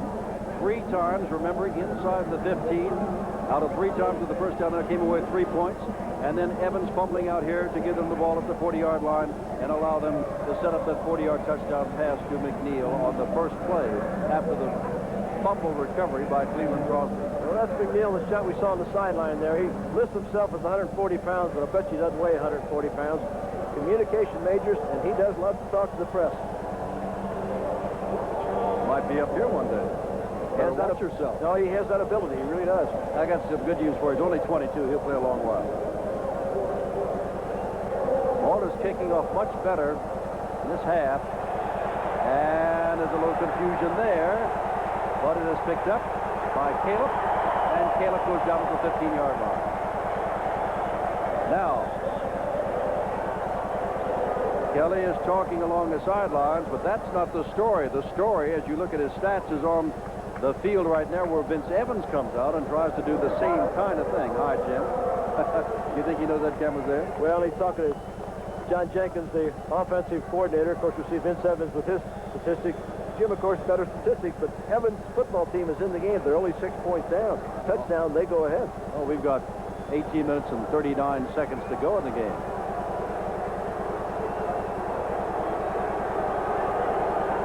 First down from the 15. Leonard Harris, the man in motion. And they give it to Billy Johnson, and it's not there this time. A couple of yards and a couple of yards only. It looked like Cleveland Crosby down at the bottom there. Again, see if number 78 gets up. Yes, it is. Yes, that's him, and that's, again, that we've been talking about the soft play of those defensive ends, and that's their assignment. Who is down, though? About rushing. Who is down, though, Ed? Johnson, I believe. That's the running back for Denver. He is the man who scored a touchdown. He is a man that's been averaging better than 8 yards a carry. A very integral part of that offense. And he is down. Well, they have Todd Gerhardt, who has played an awful lot on the sidelines. It'll come in and replace him. Let's just hope there's nothing serious, though. Saturday night, we'll be down in Tempe, Arizona. The Los Angeles Express, they just won their first game. Arizona Outlaws lost the game when Gary Anderson went wild for Tampa Bay. And they'll hook up live Saturday, 9 o'clock Eastern Time. Now, here's Evans handing off to Billy Johnson. Let's see if we can see what happens. Let's see what happens. He turns up to go upfield. There's Cleveland Crosby and Kiki Diallo coming in from behind. Goes down. Looks like he landed on Crosby, but may have rolled over on that shoulder. Coming off the field, it's just very difficult to see. It looks like he might have his left leg. Looks like it's a left knee situation, but they put a little pressure on it, a little bit more, but we may have seen the last of Billy Johnson for tonight, and if that's the case, we hope it is only for the night. He will be missed. He is big, he is strong, he is good out of Arkansas State, and that means that Todd Gerhardt will be going in. It has really showed outstanding speed. He made the Gamblers linebackers a couple times. He made a dip to the inside, just simply outran them with his speed. I think they underestimated the speed that he had. That puts a lot more pressure on Vince Evans to get things done. Of course, he does have the running back in Todd Gerhardt out of Cal State Fullerton. Evans is going to run for not much. Looking downfield, if you wonder why he didn't throw the ball, there are 2 receivers downfield and 3 defensive backs. Evans had no one to throw that ball to. That's what that was. That's what the coaches call a coverage sack. People down through were all covered. Vince goes back. Now, you see he has a decent amount of time. He rolls out this right, comes back, works a little bit to the left, still looking downfield. Nobody open. Now he knows he has to run. And of course, Kiki Diallo gets coverage, and as Jim said, there was good coverage downfield. Takes a while for the defensive line to get there. Here we'll get a look at what's going on downfield. Teams still run around looking. Coverage is straight downfield. Not that much pressure. Back to live, Jim. The throw over there and almost intercepted. White was the intended receiver. And Will Lewis is upset. Almost had his second interception of this year. And it's 4th down. And that time, the Denver Gold, after giving up a touchdown, don't get a first down and may have lost Billy Johnson for at least the game. And the Gamblers should certainly come out of this in pretty good field position. And don't you think the crowd and the Gamblers, the players and the coaching staff, don't think that this game has turned? This is the type of situation where you sometimes see a punt return. McNeil back there. Special teams fired up. Spielman to kick the ball away.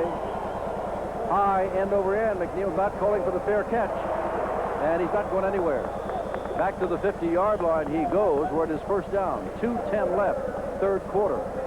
Denver now down by 6 after having led by 1 and then by 4.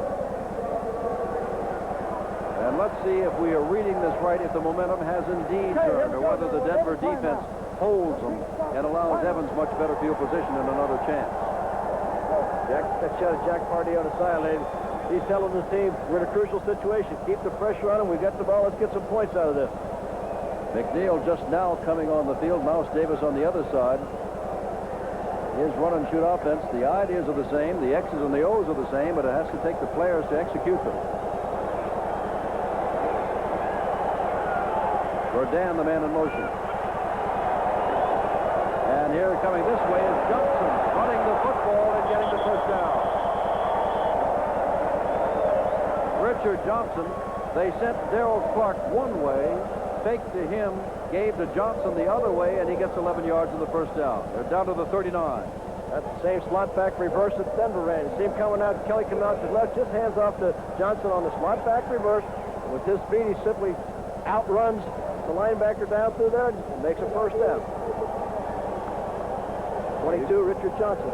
You can just feel Kelly and company getting strong and strong.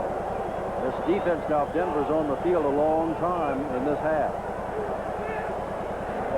Kelly throws out, has his man across the way. That's Johnson again. Not the first down, but inside the 35-yard line. Nate Harris rolls him out of bounds. It'll be second down and about 3. Crowd is coming alive. Their team did not perform the way they wanted them to. And indeed, left the field at the half 14-7 and shell-shocked because they had a chance to go up by the score of 20-7.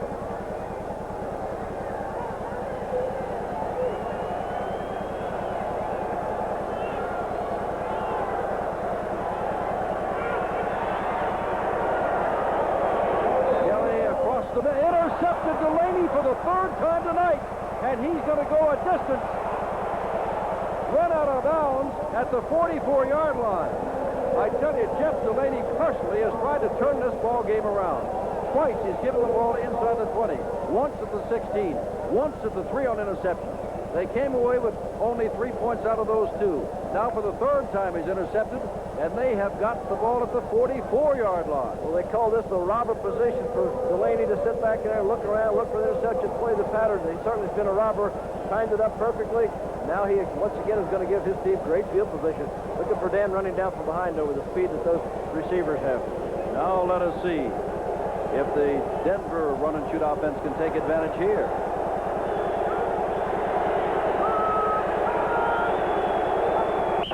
Look. Everybody moving the whole left side. Looked like Greg Fiesel, anticipating the rush of Pete Caton, was trying to get to him first. They keep coming up with those big mistakes. Number 75, still first down.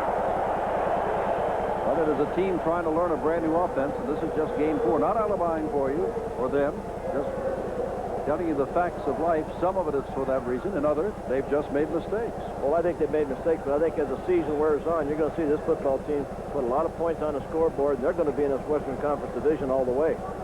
23-17, should they pull this out, they'd be in a flat-out tie with Houston. Houston trying to win its 4th in a row. 1st and 15 from midfield. Evans sets up and throws, and this one is dropped by Kelly Johnson. And he would like to keep right on up the ramp for a while and then sneak back out. Well, that was the big concern of Mouse Davis, was the drop passes that they've had, and that just simply was that, a drop pass. They had him isolated on the defensive back to that side. The pass was there. You have to look it all the way in and catch it. Ed Biles, I want to tell you something. You will see in your picture here one of these times when they come out of the huddle, if not before, Billy Johnson in the game, number 34. So he is okay. Well, that's or great. He's playing with pain, but he is in the game. And that's a big plus for the Denver Gold. You don't like to see anyone get hurt. 2nd down, 15.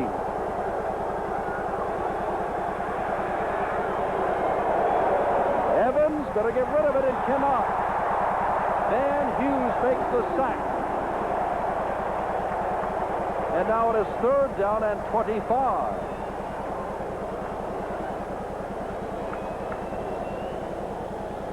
Take a look at the defensive line here. Now watch Van Hughes up there in the middle of the picture, just working, continuing effort.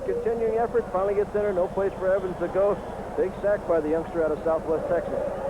And he's enjoying it. 1 minute, 8 seconds to go, third quarter, 23-17, and the Gold has not been able to do much here since their last score, which was a field goal by Spielman. And that was in the third quarter early. Since then it has been all Houston. Evans has the time, and he's throwing to a bunch of people. Leonard Harris was the man there. Devon was back with him, along with 3 or 4 other backs. Harris was the only man in that vicinity. Well, that's a situation that defensive backs love to be in. The third 25 and sit back there in zone coverage. All they have to do is play the ball, go up and try to intercept it. He just was unable to hold on to it. So it is 4th down. They get nothing, and they're trying to punt in a hurry here. The Houston defense was not ready. Now they're in position on the field. They've got 12 men on the field. Let's see if they throw a flag. You caught it. Did anybody else catch it? McNeil catches the fair catch, and if they had 12 men on the field, Ed Biles is the only one that knows it, because no flag is down on the field. There was confusion. I didn't catch the 12, Ed, but I did not count them. Well, I was counting them, and one of the special teams coach of the Houston Gamblers was going crazy on the sideline trying to yell for the 12th man to get off the field. Now that is one of the officials' responsibility. One of the officials out there is responsible for counting those players, and maybe the confusion of the fast setup. He was trying to work to get himself in position. From the 31-yard line, the Gamblers have got away with one. They lead by 6 in the last moments of the third quarter. Rodan, the man in motion. And there they go for McNeil again, and he's got it again at the 34-yard line. Nate Miller, again, the man that he beat. Beat him for the touchdown, beat him for that first down. And don't forget Jim Kelly putting it right on the mark. Well, take a look at McNeil now. He's up in a bump and run position. You talk about 4-3 speed. He simply just outruns Miller. Miller's running for his life, trying to catch up. Look at the concentration by Gerald McNeil, looking the ball all the way in, though. Now watch the perfect pass, and watch him look the pass all the way into his hands. Just a great job by Kelly and McNeil. First down from a 34-yard line. That's Johnson in motion. And look at this, Rodan out of the backfield. And he is out of bounds. About 4 seconds to go, out of bounds at the 27-yard line. Taken up by Ernie Carswell. And here comes Houston, up by 6 and on the move. And McNeil and Kelly have been the catalysts. And in Jack Pardee's mind on that sideline, he's saying, let's come away with this with some points, because even if it's a field goal, it puts us with a 9-point spread, and there's no 9-point plays in football. From the 27-yard line. Perhaps the last play of the third quarter.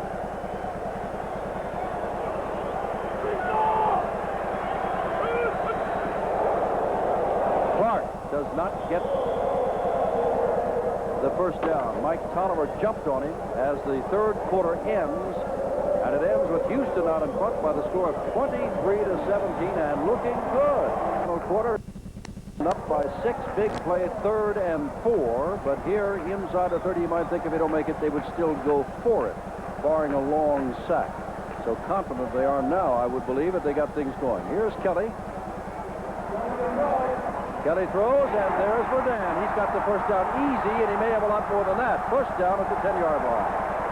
Clarence Rodan, put down by Hemphill and Trimble, have a first at about goal to go, and they try to mix it up a little bit there. And they're still trying to. Kelly is down there trying to get in on it. That's the last man you want thrown out of the ball game. They're having to restrain him. He still wants to get in on it. Come on, Jim. Get on with the game.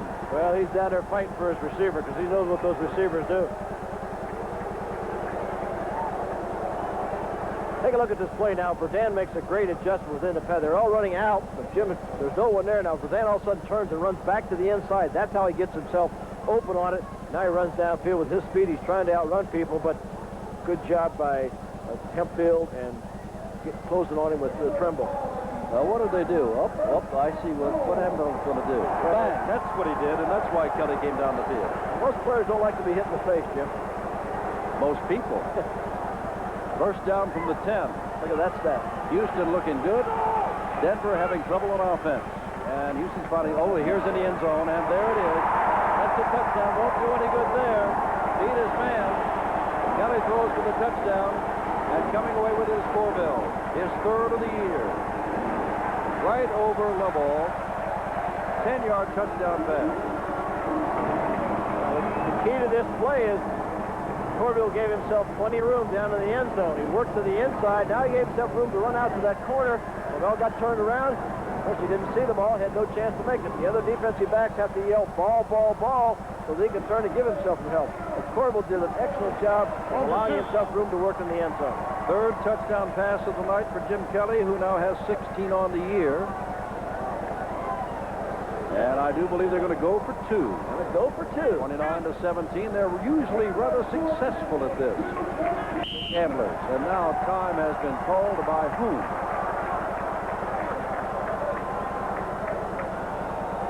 It's been called by Denver. Well, I'm sure Denver had their figure this one out.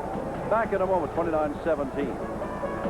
Field goal defense, that's why they call timeout, as Ed pointed out, while we're away, and they'll go for the 2 points. Kelly looking back across the middle, and the ball is caught, but short, and then dropped. So it is no good. Redan is the man that they threw to, so the score remains 29-17. See the ground level shot of this last touchdown. Kelly simply goes out, lays it over the shoulder. Good concentration by Corville, and it's a touchdown. Now we're around here tonight, Ed. Excuse me, they've not yet announced how many, but at last they have seen in person for the first time this year their offense get rolling. Well, we're there in the 30,000s here at least. This is still the baseball configuration. It doesn't hold as many as it normally holds during the regular football season. But now we're seeing Jim Kelly as we anticipated seeing him, Jim. Well, also, I had been told this, not having seen Houston before this time, that Jack Party's defense is playing better and better and better. And admittedly, Denver has missed some big opportunities. A lot of that has been the defense of Houston. Some of it has been bad judgment by the Denver Gold, but they've held them to 17 points and looking better as the game gets going. Well, last year, they made their 12th interception after the 13th week. This year, at the end of the 3rd week, they had 12 interceptions, and so far this evening, they have a couple more interceptions, so they're way ahead of the pace. You're exactly right. The defensive group, Jim Eddy, defensive coordinator, has done an outstanding job. Walters will kick the ball off, and this may go out of bounds again. And they better pick it up because it's not going out of bounds, and now the return man is going out of bounds, Caleb, across the 25-yard line. Tell you what, with 2 interceptions until tonight, do you think Jim Kelly, remember the number 40 of Jeff Delaney, who's intercepted him 3 times tonight, will only have been intercepted 2 times all year? I think they've done a good job with Jeff Delaney. If a player sitting in that middle and reading Kelly's eyes and doing a little bit of combination and just doing exactly what you call a free safety can do, they use a terminology robber, and he has really been robbing Jim. Now, with 13:48 to go, there is time, but the Gold offensively have not looked good in the last 10 minutes of play. They'll have to get something going. Pressure put on Evans. He's been sacked. He's thrown the ball into double coverage. Now he's got his man out across the way. That is Mark Lewis is having a good night, and he's across the 45-yard line, tackled by Devon, and it is first down at the 47-yard line. Well, the one thing about this attack, you're in a 2-minute offense all the time. You can get hot and move it and pick up a lot of yards and score a lot of points quick.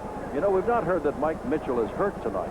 And now I see Mike Mitchell out there, but Devon is in there, and he's making the more noticeable plays, playing to the outside as a true corner, and Mitchell is kind of helping out in the middle.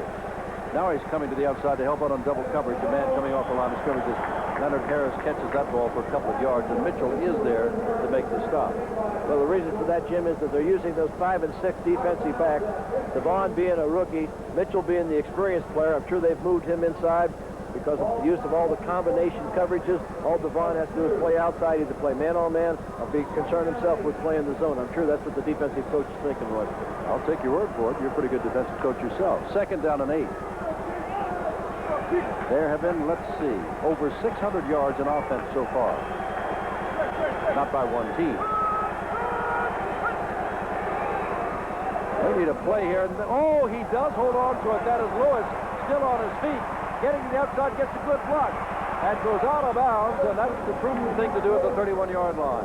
Outstanding play by the 3-year veteran out of Missouri Western, Mark Lewis. Another one of those men that's hardly a giant, 5'9", and barely 160 pounds.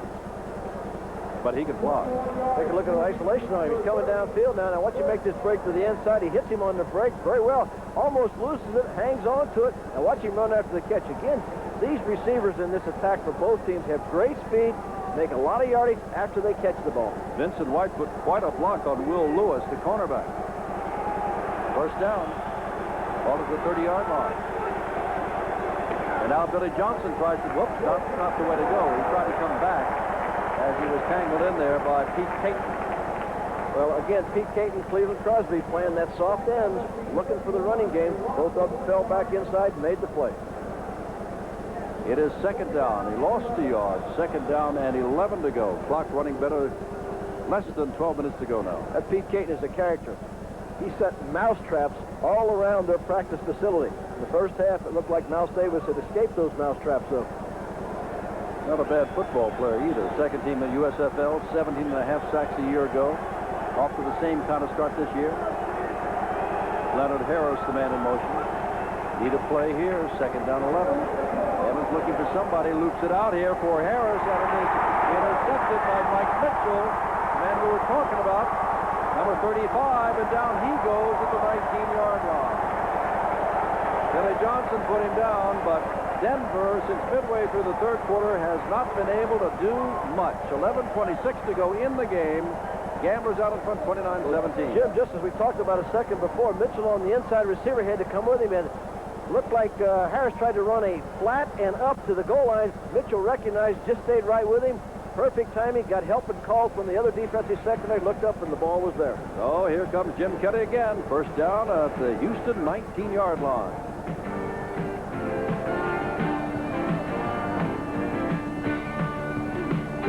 Kelly comes out wide to the left again.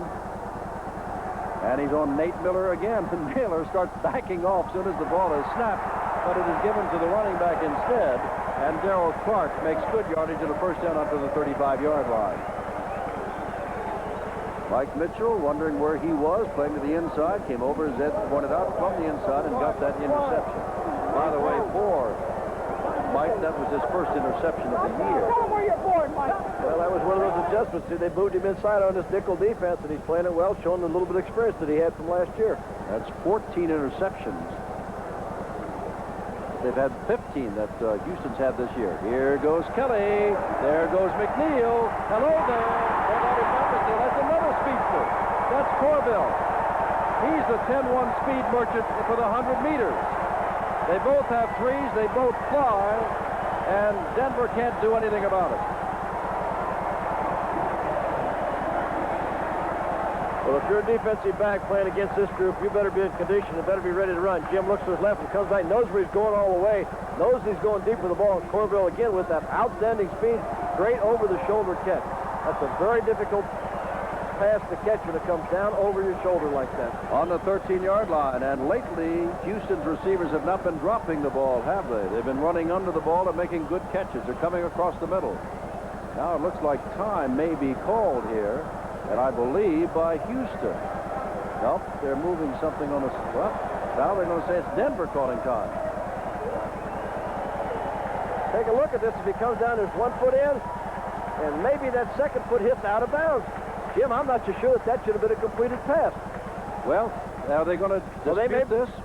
Are they going to dispute this? Looks like the coaching staff, is this a red flag? Got to throw the red flag. There it goes. Well, now we have... You know what? Bob Finley, the official is representing the league, going to look at this.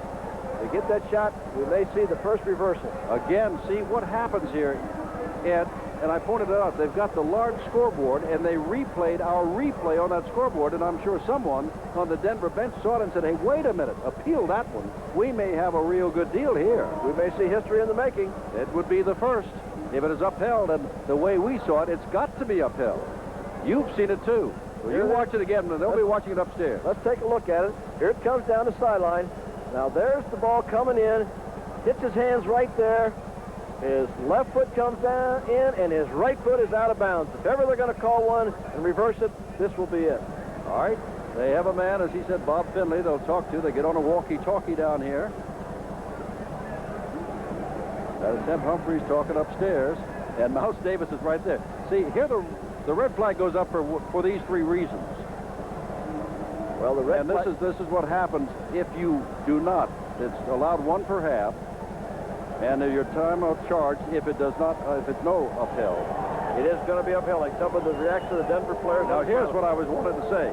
These are the only things you can challenge. Whether the ball crosses the goal line, whether it is inbounds or out of bounds, and they're going to come back the other way. The pass is not complete because the man had a foot out of bounds.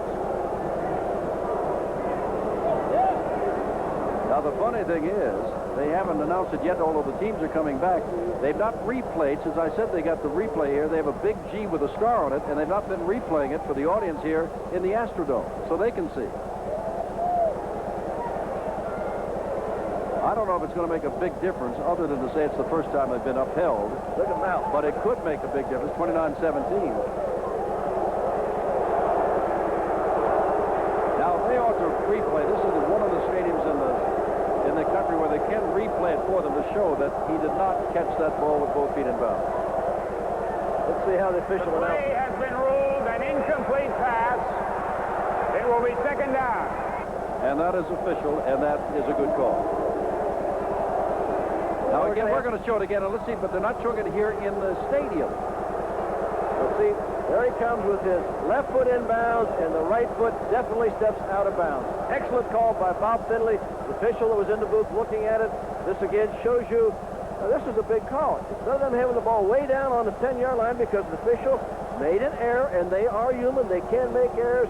They now have the ball back here. Could be a very important part of the ball game. But I got to laugh because they did not. We have shown that replay how many times? 3 times, and that's what they've had up on the scoreboard since the first time it was shown. And obviously Denver on the opposite side of the field and up to midfield from where Corville caught the ball out of bounds. They did not show it another time. But that's their prerogative. That's why you have home games. Well, I wonder if they have a ruling against that, though, Jim. Possibly. See, now they go to the play on the scoreboard now that it started here. That's funny. Once it came back, they went to the play on the scoreboard. I got to talk to them once this is over. That's funny. I like the call, though. I like the idea. And if it was a conclusive shot as that was, it's good for football. I wonder, all right, let's turn it around the other way as you take a look at some statistics here. Turn around the other way. I wonder if they should show it to the crowd, or whether they should keep it secret so that the officials, without intimidation, I'm just wondering about it. We'll have to find out about that as you look at the quarterback comparisons here. Find out whether or not they did that deliberately so the crowd would not intimidate any decision. Well, no comparison between the quarterbacks, especially this second half that Jim Kelly has gotten cranked up. 3 touchdowns and 1 interception. In any event, that was held up, and that's good. And that is Clark trying to trap the ball after the ball hit him in the stomach. Can't do it, and it's 4th down, and Denver's going to get the ball back. Oh, I think I agree with you 100%, Jim. That as conclusive as that was, they should show it to the fans in the stadium to eliminate all the boos and all the people wondering what happened. They can show it to them after the decision, however. Right. I don't know what the rule reads because this is the first time I've ever worked a game where they've appealed it, and certainly it's the first in league history where it's been upheld. Anyway, we move on, and here's Dale Walters to kick the ball away. The score is 29-17. And I tell you, in the last 7 or 8 minutes, about 30 seconds have gone off the clock. Because of the controversy. Oh, they've knocked the man down, and there goes the flag. Denver makes another mistake. They'll get the ball back. They knocked Walters off his feet. No question that that was roughing or running into the punter. Foul, running into the kicker. Defense number 54. First down. Well, you see, you're going to see a whole lot of folks go into him. They're going to call it on the linebacker Hope, but there'll be more than one that hit him. There's about 4 of them get in there and hit him right there. That was an easy call for the official to make. Lincoln was the one who backed into him. 10-11 to go in the ball game, 29-17. Houston holds on to the ball. First down near the 40-yard line. Los Angeles, having won its first, goes down to Arizona. Los Angeles has to keep on winning to try to keep within shouting distance of this Houston ball club. They've got one more time to play. 9 o'clock Eastern time, 6 Pacific. There is our score. First down at the 38-yard line. And Baruch is in and is in motion. Here's Kelly getting the ball across the middle. And that is Richard Johnson. And he is out across the 40-yard line to the 44, a pickup of 5. It's second down and 5. Very interesting how they came out this second half. Jim went back to their basic offense, the things that they're going to do in moving the ball. Mouse Davis is going to look back at this ball game. If they lose it, their failure to capitalize on breaks and opportunities that they had, the missed opportunities, he's going to look at the film and say, we really had a chance to win this ball game. Ed Delaney alone gave them 3 chances to score. Over to the far side again, and there's the quick turn by Corville. And he's got the first down inside the 50-yard line down to about the 46-yard line, where Level put him out of bounds. Clock continues to run, and Kelly can be forgiven now, even though he's got that gambler instinct in him, no pun intended, to go down deep just to take these 4 and 5 yards, move the ball down the field, and take time off the clock. Get out of here. He'll throw that long one in there occasionally, but I think the coaching staff did an excellent job at halftime of saying, hey, all this fancy stuff we were fooling around in the first half, all we did was outthink ourselves. Let's go back and do what we have done all year. Funny thing, most of the time we get run and shoot offenses, it's the defense that does all the changes. Here's the offense that's so successful to try to change. Now they're back there. He's going to go long downfield. Look at this. McNeil is there, and wow, I thought his head was taken off by Nate Miller, but no call on the play. And McNeil is going to have a conversation with the official down there. Well, I'm sure he is. I'm sure he felt like he was interfered with. This is the second time that Look he's at the been speed, interfered with. look at the fast of McNeil coming down through. Let's take a look and see whether we think there is interference. There's the ball. You don't think that's interference? Well, that's all. And they see it. See, they see that replaying in the stadium. That's why they're booing. Fisher was right on top of the play. There's another angle of it coming over the top. That would have been a very difficult call for the official to make call on that interference. That was very close. Right or wrong, but we must say, as they're working apparently on cramps here, we must say that that kind of thing is not something that you can appeal and ask for another replay. And you only get one shot in a way. So there's several reasons why nothing is said there. You wouldn't want to waste it on a shot like that. And the one thing, as much running as these receivers do, and as fired up as they had been during the course of this ball game, you'll probably see some cramps. Let me tell you, defensive backs having to chase these 4-3 guys around all the field, when they get into the fourth quarter, they have to be a little bit tired. 8:37 left. There's the good crowd. Jim, I think that Jack Pardee is talking to the officials over there about that possibility. And my guess is that the official might be explaining. I don't think that you can question a judgment call like that.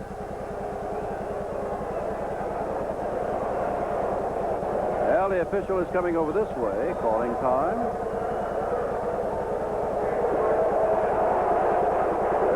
There's another shot of it. Of course, fans here in the stadium are seeing that same shot that you folks are seeing at home on the big replay screen here. Very close call. Second down and 10. The red flag did not go up. It cannot go up. Kelly's talking.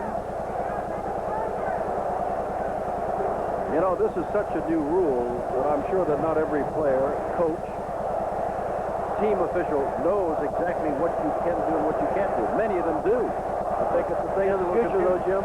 I think the NFL will suddenly catch up and realize they have to use it in their football game. Well, it certainly gave the Denver Gold a little added hope, if not life, when that long pass was called back. Now Kelly is wrestled down with a sack, and this time it was Carswell coming all the way, and Kelly rolled right into it. No one picked up Ernie Carswell, the rookie out of Alabama State, and Kelly rolled that way. So it's a loss back to the 47-yard line. And it is third down now, and 16 to go.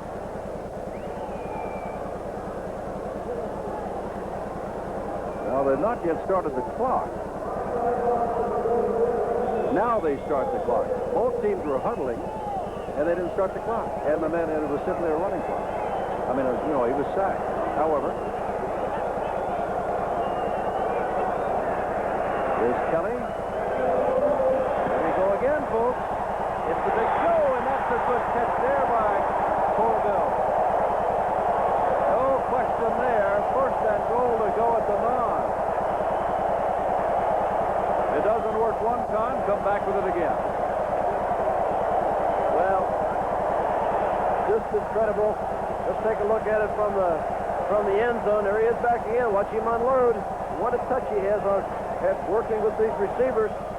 This one doesn't make any difference. They can't challenge him, but look at the concentration over his shoulder. No question of this one. No way they can challenge that one. The bell was right there. But again, the speed of those receivers. First down, 9-yard line. Ball game over 3 hours old, and we have better than 8 minutes to go in the ball game. But that's just what we expected. 2 run and shoot outfits, very little running. They've actually run more tonight than we thought they would. And it's Houston that has got some things in gear. Kelly, they're liable to make a runaway with this. Kelly throws. Kelly has it in the end zone. And there is Verdun with his 4th touchdown catch. Flag down, however, so hold on. And it is Kelly that is getting up very slowly. It may be roughing the passer after the touchdown, and they'll get that on the kickoff.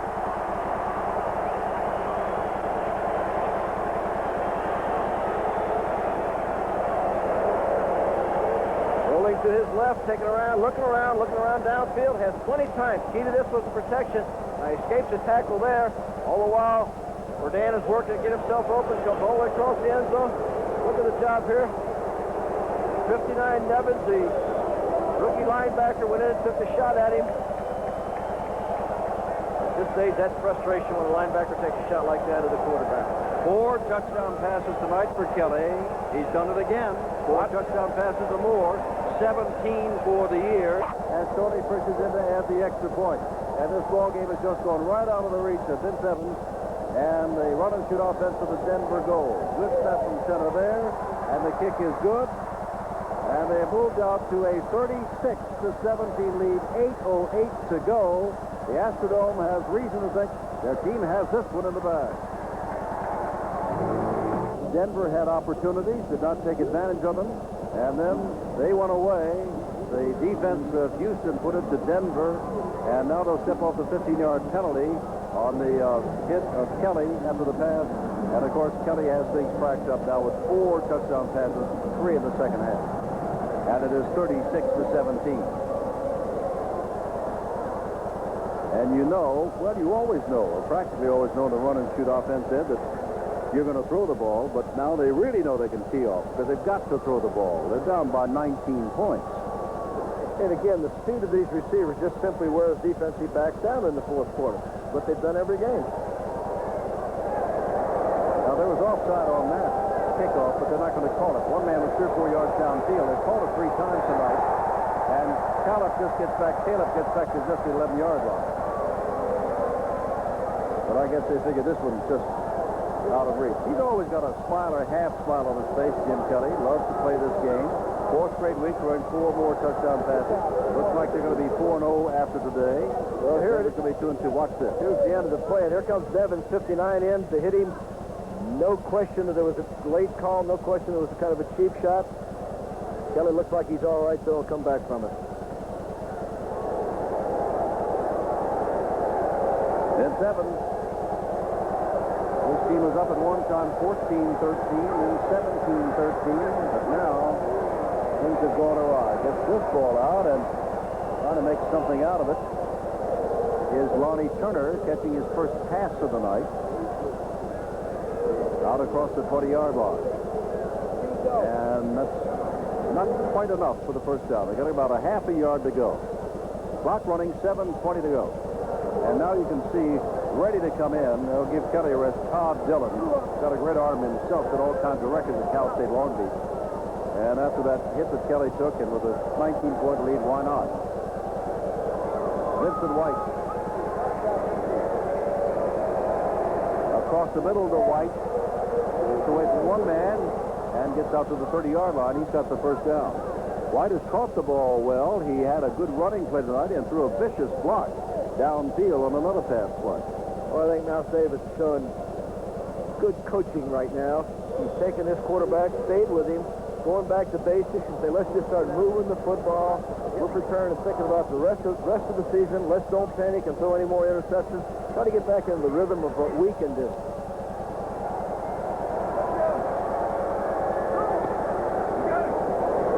Across the way again, Lonnie Turner again, and they're after him right there. Well, Houston spends its next 2 Sundays right here. They get Portland next week, and then Baltimore, which manhandled Doug Flutie yesterday, comes into town 2 weeks from now. Denver goes back home for a couple of home games, getting San Antonio and Orlando. And you never know what's going to happen in football, but you would think that after the next 2 weeks at home with San Antonio and Orlando, Denver's got an excellent chance to be 4-2 and not that far out of it. 2nd down and 5. So over to this side, batted away. Intended for Mark Lewis, but batted away in the backfield. 5:46 to go. Excuse me, Jim. Cleveland Crosby played an outstanding game. With that softness, there he was, soft in the last scrimmage, at least jumping up and knocking the ball down. But again, I like what Mouse Davis is doing right now. He's staying with Vince Evans. He believes in him. This football team is going to win a lot of games. As you said, they go back with a chance to win a couple here, to get their confidence going. I have a feeling that as the season wears down, they'll continue to improve. They ran into a good football team. Jim Kelly is just playing outstanding football, and Gambler's defense playing outstanding. You mentioned Crosby. We'll mention others. Here's Evans in trouble. Gets out, goes far, and that's going to be picked off if he can hold on to it. And Luther Bradley has another one. His 4th of the year, his 2nd tonight. Playing center field, Bradley hauls it in. I was going to say, give credit to Dan Hughes, Jose Taylor, and Pete Caton, too, but give credit to those defensive backs. Mitchell is intercepted. Bradley's intercepted a couple. 5:33 to go. Well, there's Luther back there playing center field, and this is what players love to be in a position. He's just watching development going on, his experience. See him moving one way, almost runs into the official, watches the ball, almost drops it, but follows it in. Now, I picked up a couple blocks. Mitchell throwing a block there. Another block in that area there. That's his 2nd interception tonight. And the first guy to congratulate him, Tommy Myers. Both of them playing the same position. First guy to grab him was Tommy Myers. I'll tell you one thing. No one, as we said, Dillon was coming in, and he is in. Denver will go back with missed ideas and opportunities tonight, but Vince Evans has got to go back and think, good night, I had a bad night tonight. And a lot of it is due to pressure. Now here comes Baruch in motion. Dillon on his first play makes the handoff to Darryl Clark to get some time off the clock. That'll run it down below the 5-minute mark. Mike McKibben makes the stop. And let's see. In the Western Division, Houston will be 4-0. Denver will drop to 2-2 into a tie with Arizona. Oakland will move into 2nd place, 2-1-1.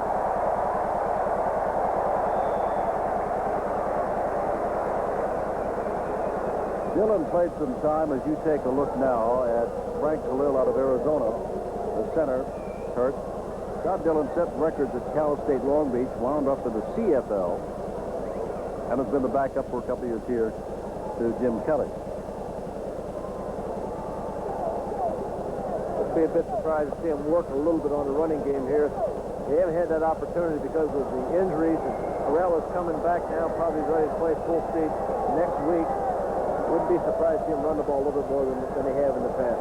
Carl Allen, as you look at Jim Kelly bending over Frank Khalil and say, can you get up? And they're just letting Khalil stay there. Now here's Jim Kelly, the most career touchdown passes, 61.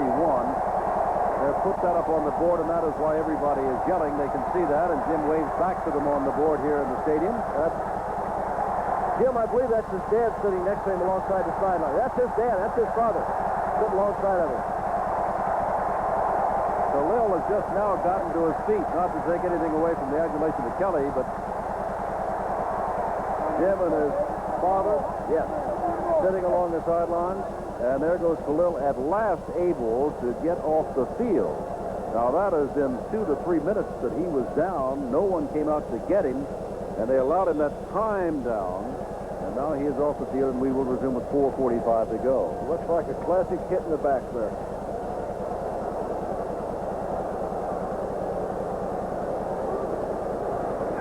Dillon throws his first pass, and Douglas comes backward. Scott McGee has it.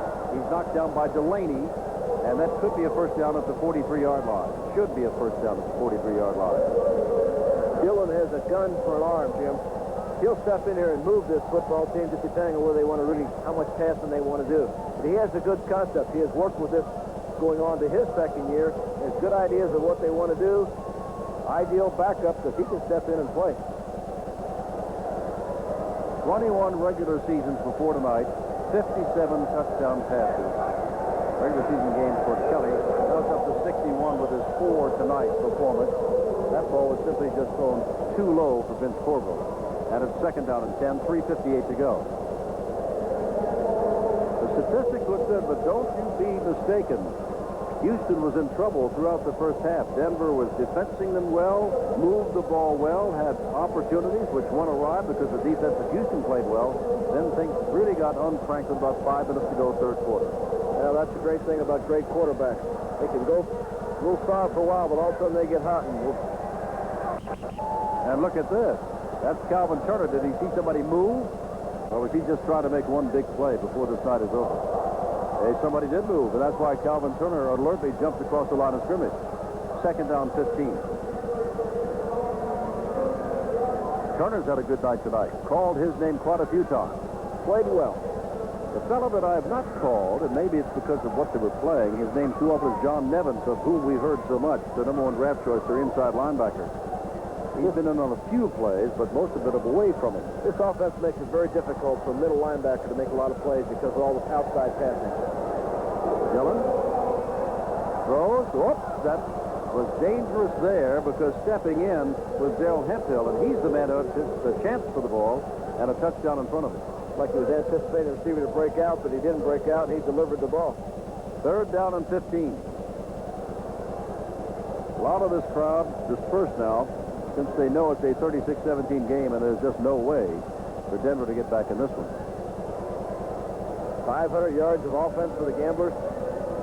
Well, can you imagine in that Los Angeles game, 574 yards for Jim Kelly alone, all-time record. And he had a bunch of passes dropped on him tonight, too. You know, the interesting thing, Jim, you didn't have a feeling like he really played as good as he could play tonight.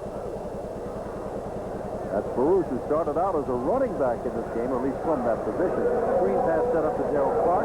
Clark gets back to about the original line of scrimmage where it is going to be fourth down, and they'll have to kick the ball away. Hemphill put him down.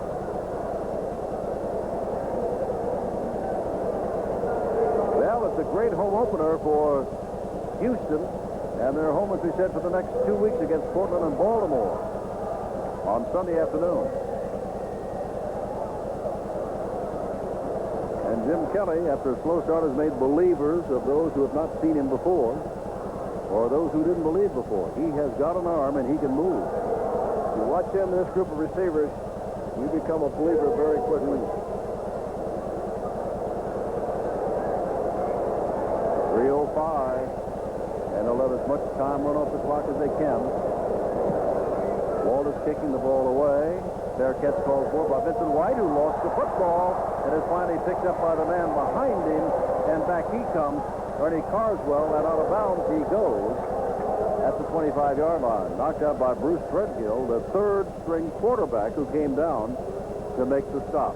2:50 left on the clock. Bruce Threadgill is one of those players that does a lot of things. Third-string quarterback, plays the slot position, knows that fullback, remaining back position. They use him as a wide receiver and plays on all special teams. Houston will remain the only undefeated ball club in the USFL. Now, in the other division, the Eastern Division, Birmingham is 3-1, Memphis 3-1, Tampa Bay 3-1. In this division, Denver 2-1-0, Oakland 2-1-1. Here is the throw out here, and we can see that that's Galliano in there, the quarterback, as they've taken Vince Evans out also. Stiegel, a reserve slot back, caught the ball, number 85. So we have Bob Galliano of Utah State, who played a lot with the Kansas City Chiefs in there. 33,740 looking on. They expected about 35,000, but it was 33,740, nearly 34. And after this performance tonight, I'm sure that Jim Kelly has made a few more fans, and with 2 more home games to follow on a Sunday afternoon, instead of on a Monday night, Houston will do very well. Off to a good start, off to the best start of the league. There's Galliano throwing the ball out across the way, and that is caught out there by Mark Lewis, who's had the best night of all the receivers on the Denver squad. Well, they've taken away the passes through slot back. Going into the game, they really hadn't gone to the wide receivers. They tried to adjust. Look at Kelly on the sideline. Can you believe this? If he continues at that pace, look what those final stats would be. Don't say if you believe this. Is there somebody that doesn't believe he will? 78 touchdowns. That's incredible. That could happen if he keeps the rate of 4 apiece. Then who's to stop him? I bet you a bunch of coaches are saying, oh, yeah, we will. Whoa, look out, Galliano. Just absolutely submerged. No chance at all. Teeing off on it. And it is second down. And 19 to go. Anthony Hollifield now, who hasn't played very much, he just simply beats the blocker. Actually has no chance to see him coming, wraps him up and puts him down. Sure, that's his first sack of the year. Let's see. I don't think Galliano's going to try to get a play off before. Maybe he will before the 2-minute mark. He's got time for a play. Stepped in there with about 12 seconds to go. Line of scrimmage 5, 4, 3. Let's see if he can get one off here if he wishes to get it off. But I don't think he's going to get it off. No, he allowed 12 seconds to go off the clock. Dick Corey saw that ice pack around Jim Kelly over there.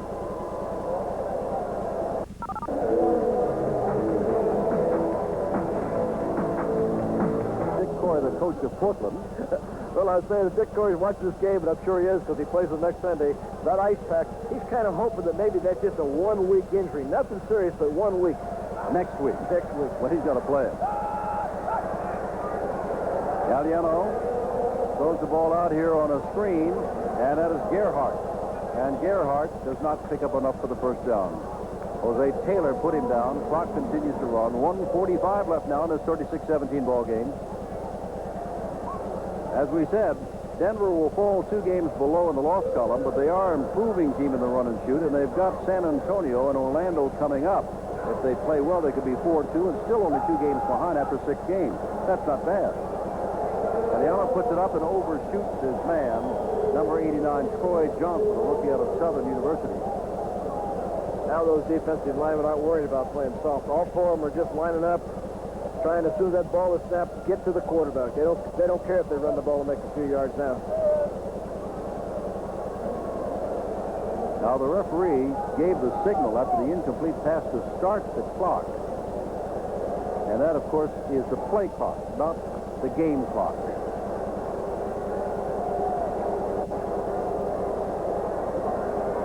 But this is 4th down and 8 to go. Galliano must connect here, or Houston gets the ball, and he connects there. Across the way, Adrian Simpson put quite a hit on Brad Caleb, but Caleb held on to the ball at the 39-yard line. And it's first down Denver. Now that's got to make Galliano feel fairly well after being sacked. Picking up the first down on 4th down and 8. A lot of difference when that backup quarterback is in there at this stage of the game and the defensive secondary playing a little bit loose. Backup quarterbacks have a tendency to move it. That sometimes creates problems for head coaches.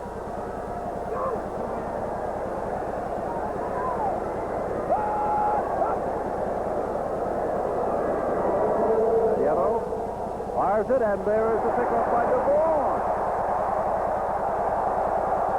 DeVaughn down the sidelines across the 40-yard line and out of bounds, holding it up.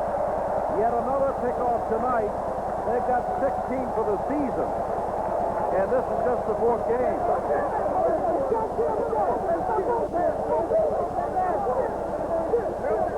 36-17. And by the way, as you look at DeVaughn and the defense, when you go to write or talk of the story about the Gamblers and Jim Kelly, add a word or 2 or many more about the Gamblers defense.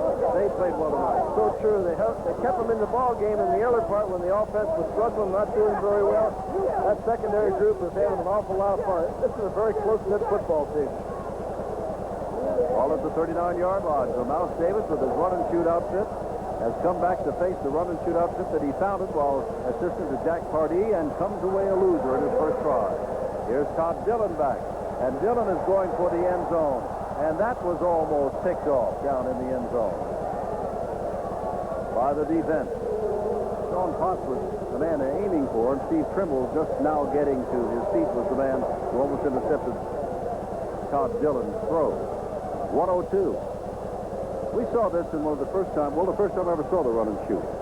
Houston was down playing San Antonio. They had a big lead over San Antonio, but they didn't know how to run out the clock because they didn't have their running attack in at that early stage of last season, and they kept throwing these long passes with a minute to go. Well, they don't attempt to run out the clock that way because they believe in the passing game.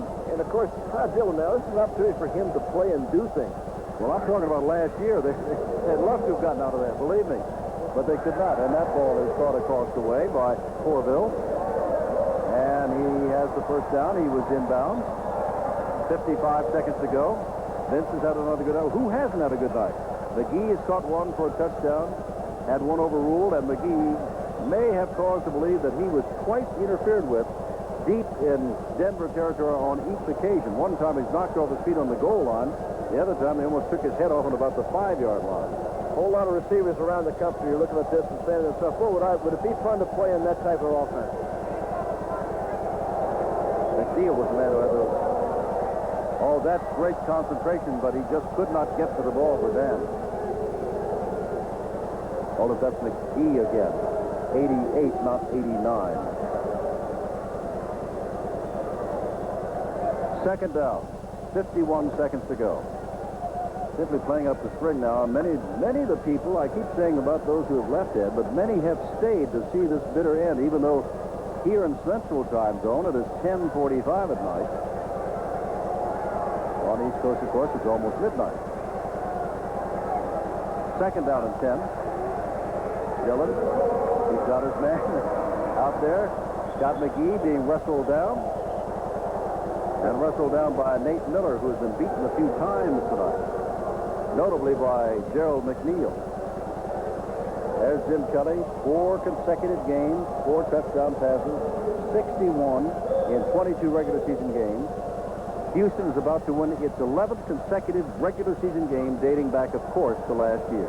Oh, that Jim Kelly is really a competitor, and he really stays with his team. He cheers the defensive players. There he is over there with the Hawkins brothers. He cheers them. He's in the game all the way. Here's the backup quarterback in there. We're going to let the clock run out. That's the last play of the game. In the last 22 games, 17 times Houston has won with 30 or more points. That's incredible. Time runs out. Kelly a hero. The defense a hero. Houston remains undefeated. Denver falls to 2-2 and falls to third place. As Oakland, with only one loss, moves up to second place. 1 loss and 1 tie. Final score, 36-17, are the 4 touchdown passes of Jim Kelly.